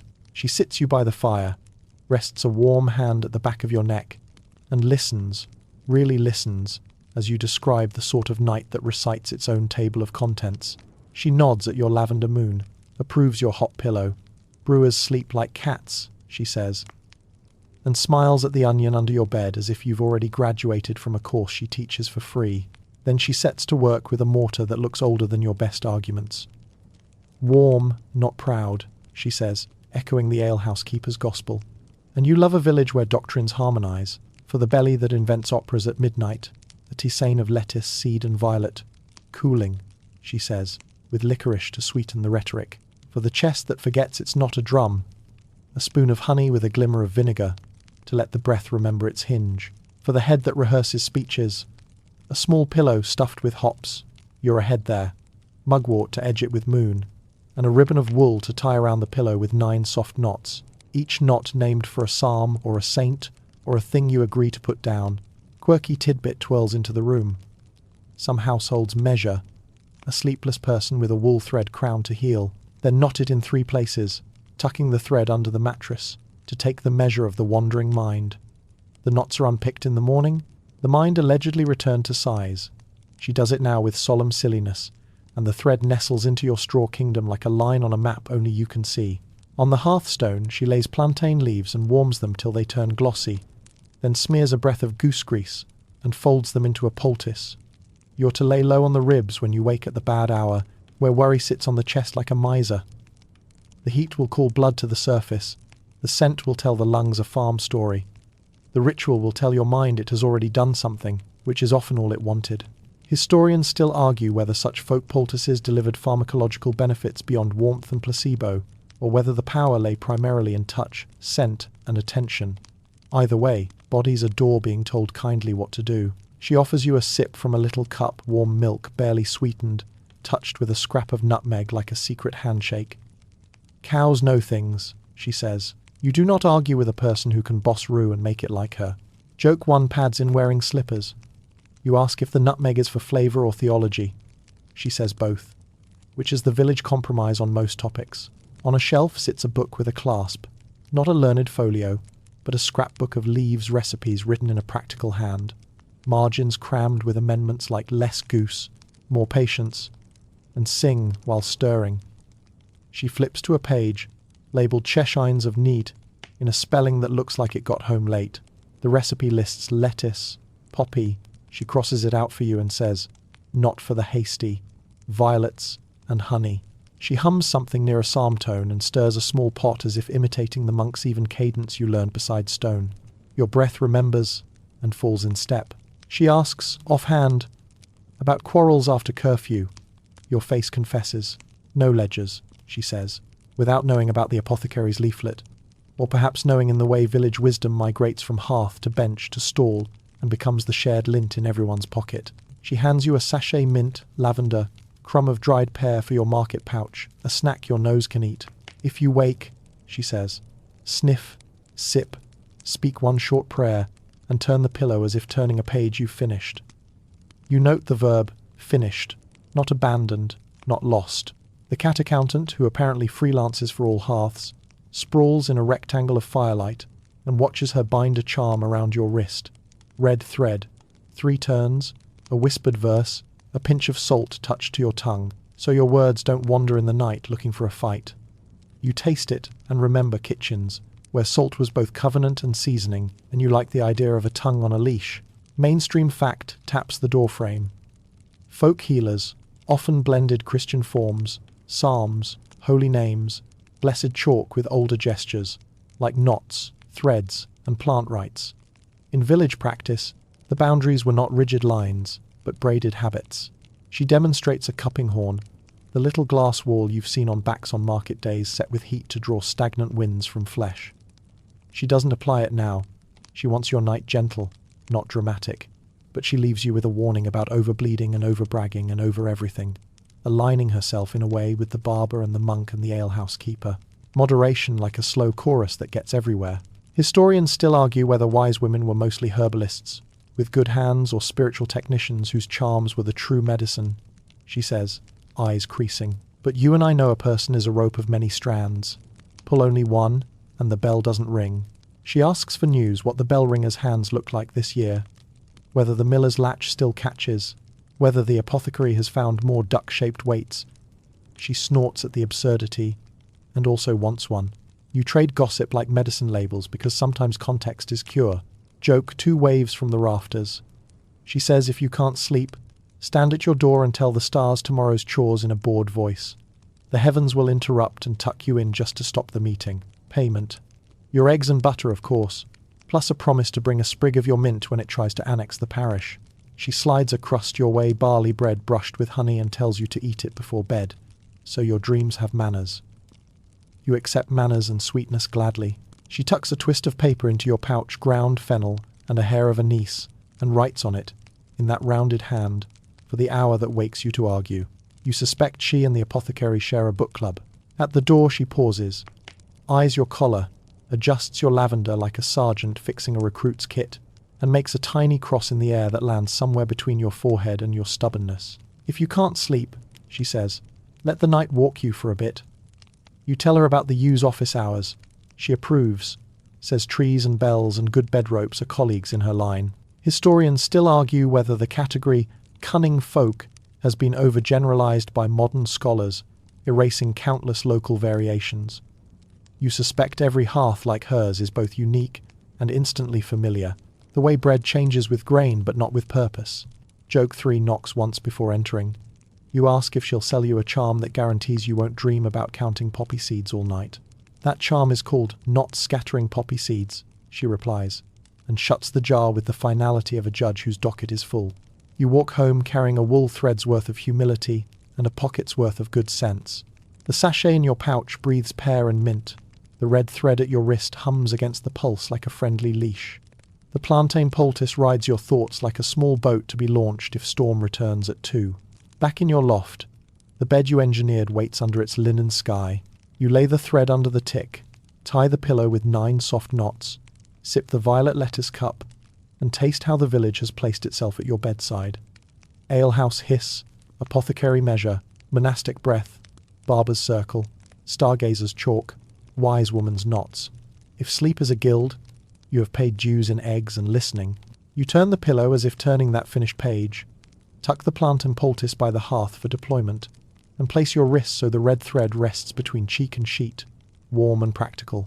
The cat accountant leaps up, examines the knots, and satisfied that your documentation is in order, coils into a comma at your feet. You nearly add no ledgers allowed. Then remember you've already bound the night with 9 tiny decisions that make arguments boring. Your breath leans back into its psalm length, and the cottager's counsel follows you into the dark, like a hand on your shoulder, firm, not bossy, willing to wait while you learn the oldest trick, to be held without needing to hold. You climb a stair that curls like a thought that remembers its manners, and the stone cool beneath your palm delivers you to a chamber that believes in spectacle. The door opens and the room inhales you. Velvet curtains in a colour the steward calls pomegranate at confession, a carved bed with a tester like a small roof, a canopy stitched with griffins who appear to moonlight as ceiling inspectors. The floor has fresh rushes strewn with mint and meadowsweet, so every step edits the air. A brazier tames the chill. A little brazier under the table whispers, "Feet, you may feel superior now. Your own rope bed at home is a good clerk. This bed is a bishop with opinions." You pause and let the fabrics do their therapy. Hush, by upholstery. You slip a hand along the bed curtain, hefty as a winter promise. Mainstream fact sits down at the footboard and straightens its cuffs. In noble houses, bed hangings and testers weren't just for drama. They held in warmth, blocked drafts, shaded light, and created a private room within a room. The great bed was furniture and architecture at once, a place where contracts, babies, and gossip were all delivered with equal ceremony. Here, the mattress is layered like pastry. Straw under, wool in the middle, feathers on top. Each layer a social class with an HR department. You press the featherbed with 2 fingers. It sighs as if flattered. Joke 1. You briefly consider asking it for an autograph, but remember you're trying to play it cool around aristocratic bedding. A maid enters with the quiet competence of someone who has outlived a dozen noble whims. She lifts a warming pan from the coals, swishes it over the linen like a comet that believes in hospitality, and taps the lid twice to announce, "No scandal." The sheet fogs a little. Rosemary and lavender stitched into the edge release a tidy sermon about cleanliness. She turns back the covers with a flourish you wish you could fold into your own life. 2 hands, 1 flick, 0 creases, all mercy. Then she places a pomander on the pillow, golden filigree full of orange peel, cloves, and the kind of confidence that thinks it can intimidate bad air into repentance. At the sideboard sits a ewer of hot water, miracle, a wooden mug, and a tiny jar of spice syrup that could have been bottled by your apothecary's tidier cousin. You pour a finger of warm water, let it sit in your mouth like a truce, and watch the shadows quilt themselves across the hangings. Quirky Tidbit strolls in wearing embroidered slippers. Some noble households commissioned mattresses or covers stuffed with sweet herbs, lavender, meadowsweet, sometimes even marjoram, so that guests would sleep under pleasant breath. A few bold souls tucked rose petals between sheets for festival nights, producing the morning problem of romantic but moderately adhesive linen. You notice a little ladder at the bed's side, climb-friendly for brocade and knees, and a pair of night shoes lined with fur, because good floors hold grudges. In the corner, a prie-dieu kneeler waits with a book of hours chained gently, not to keep it prisoner, but to keep it present. The illuminated saints look as if they have opinions about bedtimes. A servant sets down a flagon of Hippocras spiced wine and a small bowl with a pear poached to the colour of sunrise. You try a bite and discover cinnamon telling your tongue a bedtime story about orchards. The steward calls this after-supper physic. Your belly calls it friend. The Lord pops his head in, a man impersonating an eagle, impersonating a man. He parleys about the hunt at dawn, which you forgive because men with hawks on their gloves are constitutionally unable to whisper. Someone jokes about nightmares. Someone else whispers about a charm stitched into the headboard, a braid of red thread, and a piece of iron nail from the castle gate to keep out ill-willed air.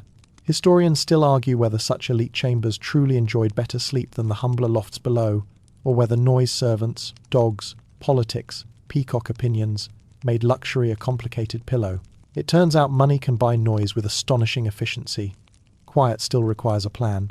You step behind the bed curtain and discover it's an ecosystem. The air is 2 degrees kinder. Sound arrives filtered, as if it has taken off its boots outside. You place your own lavender sachet near the noble pomander like a peasant cousin at a court dance. They get along surprisingly well. The hop's pillow, new to aristocracy, behaves itself and pretends not to smell like a cheerful brewery. Remember the poker's hiss from the alehouse. Here the warming pan is the courtly cousin, same philosophy. Better shoes.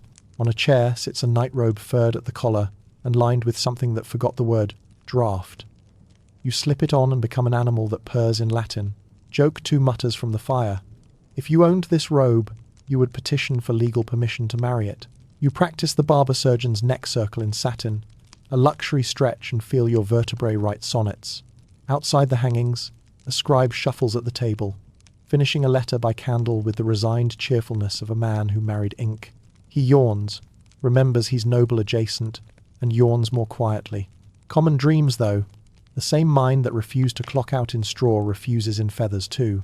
The steward worries about the wine stores, the lady's maid about a hem, the lord about a treaty disguised as a pheasant. You sense it in the air. Luxury cannot exorcise a gender, it can only upholster it. You lie down and do what you've trained for. Ribs adopt Complin tempo. Mouth tastes honey on warm water. Eyes let the velvet's darkness apprentice them. A servant at the door mutters the hour. The bell here is inside, regulated by two men who can tell time by candle and complaint. Mainstream fact taps your shoulder again. Nobles often travelled with their own sheets, and sometimes even their own beds, or at least their personal hangings, partly for comfort, partly for cleanliness, partly because bedchambers were stages where lineage and wealth performed before anyone thought to invent Instagram. Linen was precious, and the laundry economy a quiet empire staffed mostly by people who also counted weather as a co-worker. You rub the top sheet between finger and thumb, fine enough to brag, sturdy enough to last. Your own coarse linen at home suddenly feels like a cousin who can still lift barrels. The cat accountant materializes, don't ask how, and hops onto the foot of the grand bed with a face that says it fully expected turn-down service. It sniffs the pomander, logs a formal objection to clove, and coils on the fur robe like an auditor who has decided to go native. You make a note to dock its imaginary salary. Joke 3. You rename it Viscount of Warm Spots, which it immediately inscribes on a coat of arms composed entirely of naps. Even in velvet, the same advice holds. You sip one mouthful of Hippocras, then surrender the goblet before Mars invites you to rehearse speeches. You draw the curtain almost closed, leaving a scholar's sliver for the room to breathe. You tuck the coverlet over your feet and fold that little triangle you invented for toe liberty. You set the noble pomander on the chair, keep your plain sachet near, and discover that humility has a better bedside manner than gold. Historians still argue whether rush-strewn floors were pigpen filth or scented carpets. Truth lives in the hinge. When maintained, they freshened. Left to stew, they fermented. Tonight, they're freshly strewn. Every step is a nose's holiday. You think for a moment about the bed as theatre. Tester above, hangings as curtains, sleeper as actor, dreams as audience. In a farmhouse, the play is the same, but the lighting is different. You smile at the thought that saints and mice adjudicate reviews in every venue. You close your eyes and let velvet become darkness. Darkness become gentleness. Gentleness become the thing you cannot force but can invite. The featherbed rises a little at your breath and falls as if bowing back. When you wake in the soft intermission between first and second sleep, there's a tray at the bedside, warm water, a wedge of pear, a pinch pot of salt. Some chambers keep a night service like this, because a well-placed sip rescues many hours from debate. You sit up, sip, stare through the slit of curtain at embers thinking old orange thoughts, and then lie down again with the calm intent of a person who has decided not to manage treaties in a bathrobe. The cat sighs in Latin. The brazier hushes to its pilot light of kindness. Luxury has voted, but it didn't change the ballot. The same rules win. Moderation, rhythm, breath. A small scent to mark the door where sleep should enter. A bed, whether rope or feather, that is tuned by hands. You feel the bell in town, and the bell in bone ring the same pitch. Your body, that clever counsel, adjourns without needing minutes.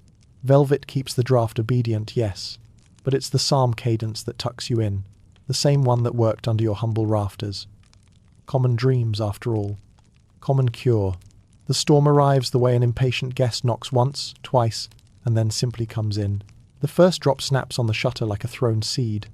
The second drags its cousins. Then the roof takes a deep breath and says, "All right then." You tighten the bed curtain to a sensible angle, slide the warming pan from its hook, and feel the room tilt into purpose. Lavender at your collar decides to be brave. The hops pillow squares its tiny shoulders. The cat accountant relocates to the center of the coverlet, where all decisions must pass through fur. Lightning scrawls a white signature across the rafters, briefly auditioning your room for the part of daylight. Thunder answers in a register that shakes the water jug and the spine. You move with the calm choreography you've rehearsed in gentler weather. Bank the fire, not to death but to kindness. Set the poker in the coals to redden, and put a small pot near the hearth with ale and that clove ginger syrup you adopted at the alehouse. The first hiss of the poker plunging into the mug is familiar music, caramel, steam, and a soft announcement that the night is being managed. Routine is your umbrella. You open it without bravado. Wind finds the chimney and tries a solo. Rain pursues the shutters with very specific complaints. You check the latch with 2 fingers, the way you check your own pulse. Present, steady, approved. Mainstream fact takes a seat by the hearth. In many parts of Europe, people rang church bells during thunderstorms both as a plea to the heavens and from a belief that consecrated sound could scatter storm spirits. The practice was serious enough that bell towers kept watch, and sad enough that some ringers died when lightning chose the highest, bravest metal. Tonight the bell stays silent, or the thunder drowns it. Either way, you imagine the ringer's rope-burnished hands and send him a silent, practical blessing. Keep low, keep dry. You set the mug on the small table within easy reach of your bed and climb under the covers to wait for the ale to earn its lullaby. The curtain turns the lightning into soft geometry. The thunder becomes a roll of distant drums at a festival you're excused from attending. You lie on your side and let your ribs resume the Compline tempo. In for 4, out for 6. As if the storm has to match you, not the other way around. Joke 1. You inform the thunder that if it wants to argue, it must do so after curfew and with no ledgers. It rumbles something that sounds suspiciously like compliance. A hard gust leans on the shutters. The bed curtain breathes with it, then settles. You remember the barber surgeon's neck circle and draw a tiny halo with your chin in the dark. Slow, precise, uninteresting to lightning. Your throat thanks you. You slide one hand under the pillow, feel the wooden wheel and wax lamb, and let your thumb rest on that smooth courage while your fingers find a folded psalm. Words at your wrist, breath at your ribs, heat at your palm. The storm is big, but your country is well governed. The onion under the bed, the barber's apprentice's strange gift, adds a faint, rooty note to the room's perfume of hops and lavender and damp wool. You file its presence under kind comedy that might also help. Quirky tidbit knocks with wet boots. A neighbour swears by opening the Gospel of John on the table to the first words, letting the prologue face the sky as a shield. Another nails an iron knife above the door to cut the storm. You compromise by keeping your knife where sense keeps it sheathed, and letting your breath and mug and curtain do the cutting. A particularly theatrical strike of lightning slaps the room white and counts to itself before thunder catches up in operatic flourish. You practice the counting game, not to predict distance, but to give your thoughts a job. 1, and 2, and each, and a tiny loosened muscle. Historians still argue whether such storm rites, bell ringing, open gospels, iron above doors were attempts to control the weather or to compose the people. Either way, the effect is real. Hands move, mouths pray, breath steadies, fear finds a chair instead of a battlement. You have no battlements, you have a rope bed, a hops pillow, and habits. It's enough. Steam gathers a halo on the mug. You sit up, wrap both hands around it, and sip the warm ale doctored with clove, ginger, and a red-hot kiss from the poker. The sweetness is modest, the heat persuasive. You set the mug down and listen to the rain-run arithmetic on the roof, sometimes addition, sometimes multiplication. The cat, stirred by thunder, performs a 3-step knead on your shins, as if verifying structural integrity. Joke 2. You promote it to Inspector of Tremors, and promise it a raise in imaginary sardines. You remember the wise woman's knots, 9 soft ties around your pillow, and in the flashlit dark you find them, one by one, and touch each knot like a bead. Bread, bell, rope, breath, herb, candle, psalm, patience, mercy. That last one belongs to the apothecary, who slipped it in while you weren't looking. Somewhere, the yew tree in the churchyard stands as if storms were an elective it already passed. You borrow its posture from memory. Not defiance, not surrender, just the long practice of staying. A lull arrives, tricky as a fox. You don't trust it. You smooth the top sheet anyway, tuck the triangle at the foot for your toes, and tilt your ear to the roof. Water finds one impatient path near the eaves. You add check the gutter to tomorrow's morning list, and then strike it through in your head, because lists after dark are outlawed. The storm returns, but you've stolen a yawn from the quiet between claps and tucked it under your tongue. Success, like nutmeg, is best shaved thin. Mainstream fact raises another lantern. Rushlights in poorer homes, simple wicks of rush pith dipped in tallow were notorious for guttering and smoking in drafts. Bed curtains and wall-hung bed spaces evolved partly to shield sleepers from light and moving air. Your linen hangs, humble but clever, and turns a raw night into a soft one. You think briefly of noble velvet from last evening, how it contained weather with theatre, and then decide the virtue was never velvet. It was containment. You can do that with rope, linen, and a good tug. The thunder has a memory of the sea in it now longer, rolling, less sharply offended. You work the Lay Brothers trick, tracing a tiny cross on the pillow edge, where chalk once lived, and align your breath with the invisible lines. The floorboard near the chest answers the thunder with its own small pop, companionable, like an old sailor refusing to be impressed by waves. Joke 3. You tell the floor it has seniority. It creaks in dignified agreement and does not file a complaint. You sip again. Heat settles behind the sternum, a little brick oven where fear reluctantly bakes into bread. Outside, the watchman's rattle trills faintly between squalls, a clacking reassurance that someone else is counting tonight too. You mouth Psalm 91 down to its spine, not because you fret about talons and snares, but because the cadence fits the rain and makes a house in your mouth that the storm politely refuses to enter. Your thoughts try one last mutiny: grain prices, an old slight, a hypothetical conversation where you win with glittering wit and ruin tomorrow's breakfast. You answer with the barber's pear and honey remedy you saved on the sideboard. One soft bite, one small sip, then a long exhale as if offering it to the thunder as payment for passage. The storm doesn't negotiate exactly, but it listens. Thunder is mostly a good storyteller who overuses emphasis. Lightning moves farther up the sky's hallway. Rain loosens from drumming to scribbling, then to the light tap of a clerk finishing the last line of a long day. You loosen too. Jaw unclenches. Shoulders release. The strip of linen you wore around your throat, Prudence learned at the barber's, has warmed to your skin and forgotten to be cloth.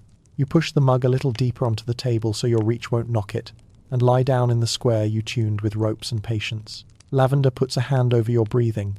Hops reminds you of barley fields after harvest, stubbled and done with all ambition.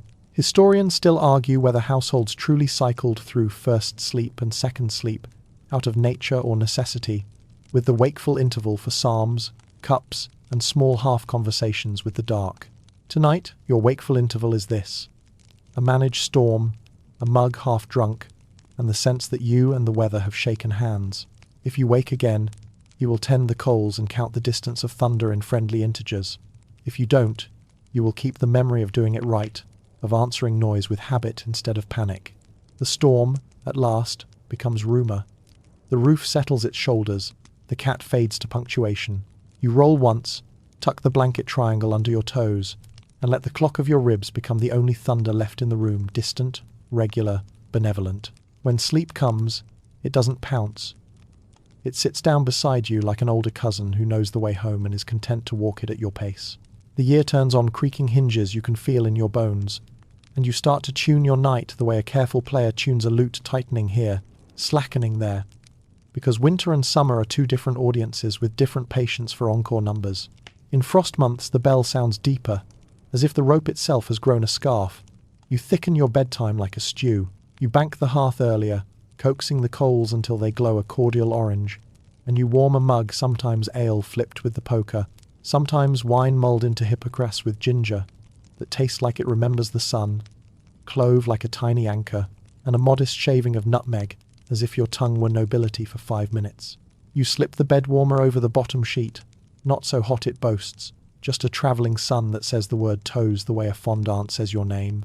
You pull the curtains snug, and create a tent of weather that obeys you, and you add one more wool blanket to your rope bed's well-tuned square, because winter loves to negotiate in layers.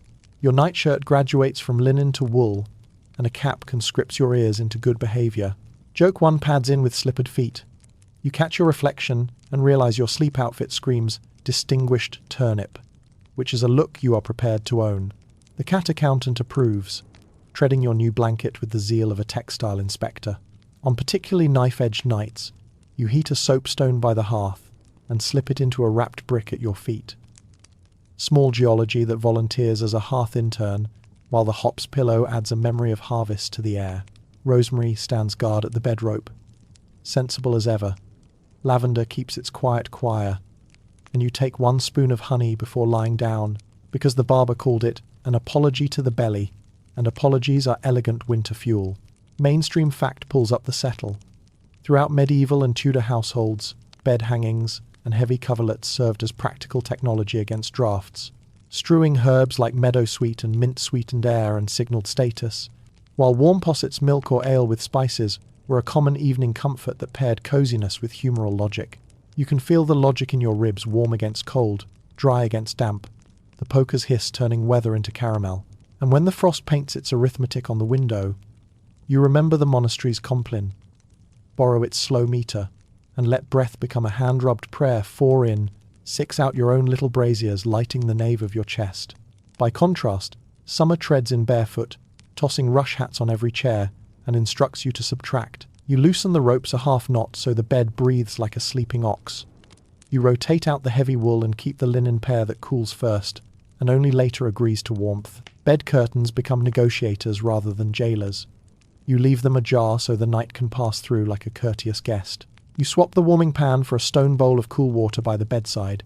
With a linen cloth, you will wring and drape at wrists and temples when the moon rehearses in a hot sky. You flavor water with a whisper of rose or elderflower, so that even thirst feels well-mannered.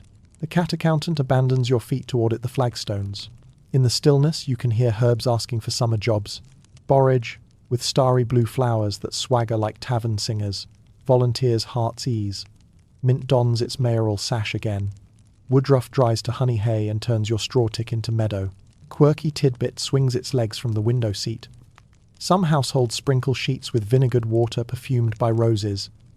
Vinegar of the Four Thieves gets a boastful mention in some places, though you prefer the gentle kind, so that a light fan with a wisp of linen makes your skin cooler, as if the night had decided to practice mercy.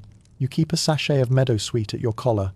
Its almond breath is summer's lullaby that remembers to use indoor voices. You learn to time supper as if courting sleep rather than outwitting hunger. Heavy meats clock out before dusk. Pottage with peas and a slice of brown bread does the evening's accounting, and a pear poached earlier in the day waits as a small, cool yes. You walk the lane at twilight for a moon breath that rinses rooms from your tongue, and you return before the house begins to hold heat like a sulking kettle. Historians still argue whether the famous two-sleep pattern, first sleep, wakeful interval, second sleep, was more pronounced in winter's long darkness than in summer's short nights, and whether people shifted practices with the sun's hours as flexibly as weathered diaries suggest. Your own body votes seasonally. Winter's wakeful watch is for psalms and warm mugs. Summer's is for quiet water and listening to crickets file their minutes. Even the apothecary's counsel changes with the calendar. In winter he presses quince electri, thick and autumn rich, plus fennel to soothe the post-feast republic. In summer, he bottles rosewater like a sermon on gentleness, and writes no ledgers on your leaflet twice, as if numbers were particularly acrobatic in hot air. The wise woman ties 9 knots in wool around your pillow when frost threatens your joints, and switches to a thread of flax in July, so your thoughts untangle more easily. The barber surgeon retires his warming poultices and suggests cool plantain leaves stroked with vinegar for chests that forget to behave in heat. He demonstrates a neck circle barely larger than a coin. Small motion, large rescue. You adjust the bed itself. Winter wants the straw high and the wool ration generous. The tick turns so shoulders and hips rest in filled places. Summer wants the straw relieved of zeal, thinned and refluffed. The sheet aired on a line where wind reads it like scripture. You lift the mattress into the window's rectangle when the weather promises no mischief, and sun paints its own blessing onto linen. Joke 2 tips its cap. Your sheet flaps with such dignity you consider granting it a minor title, Viscount of Breeze, and the cat auditions to be its herald. On a winter midnight when the sky throws knives, you keep Complin's meter and accept a second small mug. Knowing strong drink at night breeds speeches you didn't script, you heat a pebble and send it to the foot of the bed as envoy. You mutter Psalm 91 down to its backbone and let the thunder audition for your choir only at pianissimo. On a summer midnight when your skin remembers every roof tile in town, you trade mugs for a sip of cool water and a cloth wrung cool across pulse points. You lay very still and direct your breath along the psalm's long line, as if air were miles, and you were a pilgrim. Who knows? Pacing is the only magic that lasts. You even try the stargazer's moon ladder 12 exhale rungs through a window propped with a wooden spoon, and you catch yourself smiling at the bare ankles of night. Mainstream fact leans over the sill. Strewing herbs changed with the year. Meadowsweet, mint, and lavender often featured in summer for scent and insect scents. In winter, sweet resins and smoke from hearth and candle did more of the heavy lifting. Households shifted fabrics, 2 thicker woolen coverlets in frost, light linens in heat because there was no central fire but the practices of many small ones. You feel proud of your tiny engineering degree in containment, earned with rope knots, curtain angles, and the graduation of layers like civil servants. Historians still argue whether people in cooler latitudes slept downstairs by the hearth in the worst freeze, or trudged up to lofts regardless. Your own loft has learned to behave in January only because you trained it with patience, spikenard, holy gravity, and the poker's winter gospel. Even jokes migrate. In winter you tease the bell, try not to catch lightning, friend, and in summer you tease the onion under your bed. You may keep my sorrows if you add no perfume. And you never tease the cat, who has unionized into a year-round council with veto power on blanket deployment. Joke 3 arranges itself on the coverlet. You declare summer's official policy to be no manifestos after curfew, and winter's to be no philosophy on cold feet. Both pass unanimously. Season also rearranges prayer without asking your permission. In frost you favour saints with cloaks and fires, Martin, Brigid, and in heat you invite saints with fountains to hover at your window. Julian's kind assurances, Dymphna's cool hand. Your slips under the pillow don't change their words, but the words change their clothes. In winter, mercy wears wool. In summer, mercy loosens its collar. The wooden wheel under the pillow rolls a little in January when storms bark, steady as a cart. In July it naps, because wheels need vacations too. You step back from your bed some nights, and admire it like a small ship you've rigged. Ropes taut enough for weather, sails, linens, trimmed to season, ballast, straw adjusted, crew, herbs, charms, cat, at stations. Winter or summer, the course to sleep is the same line, sailed at different speeds. Warm the belly or cool the skin, dim the room or lift a shutter, orient breath to a psalm or to the moon's climb. Remember the apothecary's leaflet, no ledgers, and let the watchman count hours, so you don't. Good craft outlives weather, good habit forgives it. When you finally settle wool about your ears or linen barely touching your shoulders, you feel the year's wheel turning in miniature under your cheek. Woodruff whispers spring, hops remembers harvest, rosemary keeps a straight face in all months.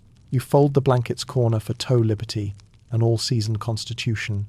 Lay your wrist so the red thread grazes the cool of the sheet, and let sleep come as it pleases, winter's deep well or summer's shallow lake.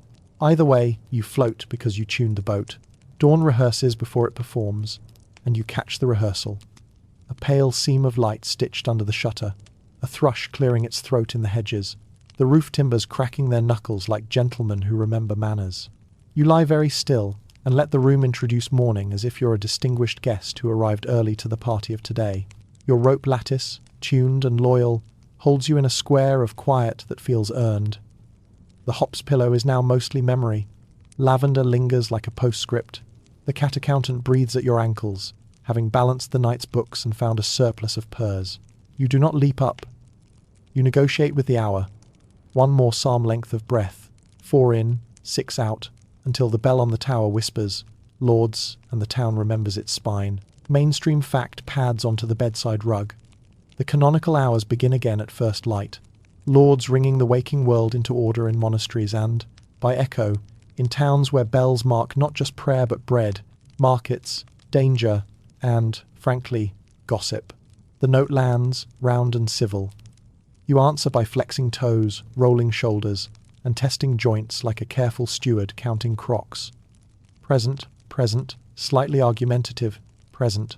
You sit up, and the bed answers with a creak that translates to, thank you for last night's rope audit. You reach for the mug you left, waiting warm water tempered by the embers, a ribbon of honey the barber surgeon calls an apology. The first mouthful slips down like quiet grammar correcting a sentence. You add a thumb of the apothecary's fennel to the tongue and feel the belly agree to chair today's meeting without writing minutes at midnight ever again, thank you. Joke 1 peers over the coverlet. You promise the belly you'll keep philosophy off the breakfast menu. It agrees, conditional upon porridge. You untie the 9 soft knots on your pillow bread. Bell, rope, breath, herb, candle, psalm, patience, mercy. Untying them as if you're waking the town in miniature. You tuck the red thread from the wise woman around your wrist again, a leash for words when they get ambitious. The little wooden wheel under the pillow street. Catherine's harmless gear nudges your fingertips as if to say, if today needs turning, I've experience. You slide it back. The wax lamb is smooth as sunrise. Below, the onion's faint rooty halo lingers. You make a respectable face at it and let it keep any sorrows it collected overnight. Quirky Tidbit steps through the door wearing morning shoes. Some neighbors swear that if you collect dew at daybreak in a clean cloth and wipe it across your brow, you'll keep headaches and bad dreams at bay. Others steep that dew in wine for May strength. You file it under experiments for warmer months, ideally when dew is less judgmental. You stand, and the linen curtaining closes softly behind you, the bed's theatre dimming between acts. A glance toward the chest, the latch, the coals. You set the poker in for one brief hiss, not to caramelize ale now, but to harvest the sound that tells your thoughts. We are in charge of kind fire. The hiss is a callback and a benediction. Historians still argue whether households lived by strict, consistent dawn rituals across regions, or whether each lane's choreography varied wildly. Prayer first here, cows first there, markets first elsewhere. The scattered diaries suggest both truth and joy. Patterned mornings with local accent. The cat unspools into a stretch that could shame the bell rope. You stroke its back and it pretends this was your idea. You crack the shutter a finger's width and rinse your eyes in the first light. Across the lane, the yew in the churchyard looks like it has never slept, which is its business, not yours. You whisper the apothecary's refrain, no ledgers, and the words feel like a tiny law that protects breakfast, the sun, and the fragile peace between wakefulness and rehearsal. Joke 2 brings a tray. You declare dawn tax-free for complaints. Your knees file an appeal. You grant them a warm cloth instead. Clothes wait on their peg with the patience of good linen. You pull on your tunic and feel how fabric remembers the body that wore it, another kind of continuity. You slide rosemary from last night's bed rope into your pouch because you like carrying a practical saint. You shake the straw tick once for courtesy, and because you enjoy the sound of meadow inside a room. The sweet woodruff you tucked there earlier sends a last faint honey breath that makes you vow to cut more when spring pretends it can keep promises. You kneel by the hearth and set new kindling like spelling twig, sliver, breath, spark, and while it catches you, practice the barber's neck circle, tiny and sovereign. You do not summon the future. You inventory the guild of last night's helpers and discover they've moved from drama to background. Warm drink, herb, breath, rope, curtain, psalm, star, onion, charm. The guild loves to be unseen. That is their secret. You smile and write the membership dues in eggs and small attentions. Breakfast is a sane thing. Porridge agreeing to be sweetened by only a gentle word. A wedge of pear remembering last night's polite poach. A crumb of bread with a kiss of the wise woman's honey. While you eat, you copy a line onto a fresh scrap to tuck under tonight's pillow. No ledgers, no manifestos. Mercy. Beneath it, in small letters, you add a private joke. Also, do not hire the cat as night watch. The cat objects by stealing your warm seat the instant you stand. At the door you pause and lift the latch so quietly you could be a rumour. The lane wears dawn like a shawl it hasn't decided to keep. A watchman yawns in triplets. Someone far off knocks a dough trough, and the bell answers with a note that turns into bread before it lands. You breathe once more as if counting the moon ladder backward. 12 to 1, then let numbers dissolve into the easier arithmetic of daylight. Your body feels held without being held down, which is the difference between a cure and a cage. And because morning deserves a ribbon, you pour one last draught, just warm water, with a sigh of rosemary, lift it like a toast, and drink very slowly until your ribs are convinced that waking can be as gentle as sleeping. You touch the door, the way you touch soil, wood, and stone, on nights when your mind needed landmarks, and you step out into the hour that has already agreed to be kind. Joke, 3 waves from the threshold. You tell the day, no debates before breakfast, and the day, generous, pretends it's a rule it invented. You leave the bed made in the shape of a promise, and the room smelling faintly of hops and woodruff and intention. If you wake in some future night with the old arguments rioting, you know the road back. Ale hiss and herb cup, bell and psalm, rope and curtain, a cat with opinions, and a town that hums itself to sleep, and then, at last, to morning. For now, you are rested enough to be useful and soft enough to be human. That is the long cure, and the only one worth keeping. And now, as the last candle cools and the room stretches into hush, let everything slow its edges. Your thoughts soften, lengthen, drift, like linen loosened from a peg, folding themselves without instruction. Breathe as if the ribs were shy bellows, shaping a quiet, steady weather inside your chest. Each exhale is a small door closing gently, each inhale a light returning without glare. Imagine the rope lattice beneath you, becoming a calm raft on a dust-coloured lake. The straw, faintly meadow-scented with woodruff, lifts and falls with the smallest ripples. Overhead, not rafters, but a canopy of soft leaves that hardly remember the wind. The lavender by your cheek is a pale blue thread, winding across a pillow of warm cloud. The hops pillow is only a memory of fields far away, the hum of bees, the summer after harvest when nobody is in a hurry. The town has put its tools away. The bell is asleep in its tower. The watchman walks with lighter steps, counting fewer things, because the night no longer asks for proof. Whatever lists were waiting have decided to be blank paper. Whatever speeches we're practicing now sound like the sea very far away. The yew in the churchyard is only a darker shape among comfortable shadows. Even the onion under the bed, tireless collector of sorrows, dozes on its post. Breath in, like drawing a curtain over light that is already kind. Breath out, like smoothing the sheet across a bed that fits your shape. Your hands are heavy and at home. Your feet know their place. The cat at your ankles is a punctuation mark in a sentence that finally knows how to end. If you stir, the path back is short and well marked. One sip of water, a small turn of the pillow, a single line of a psalm. Otherwise, drift, float, surrender to the boat you made with ropes and habit, herbs and mercy.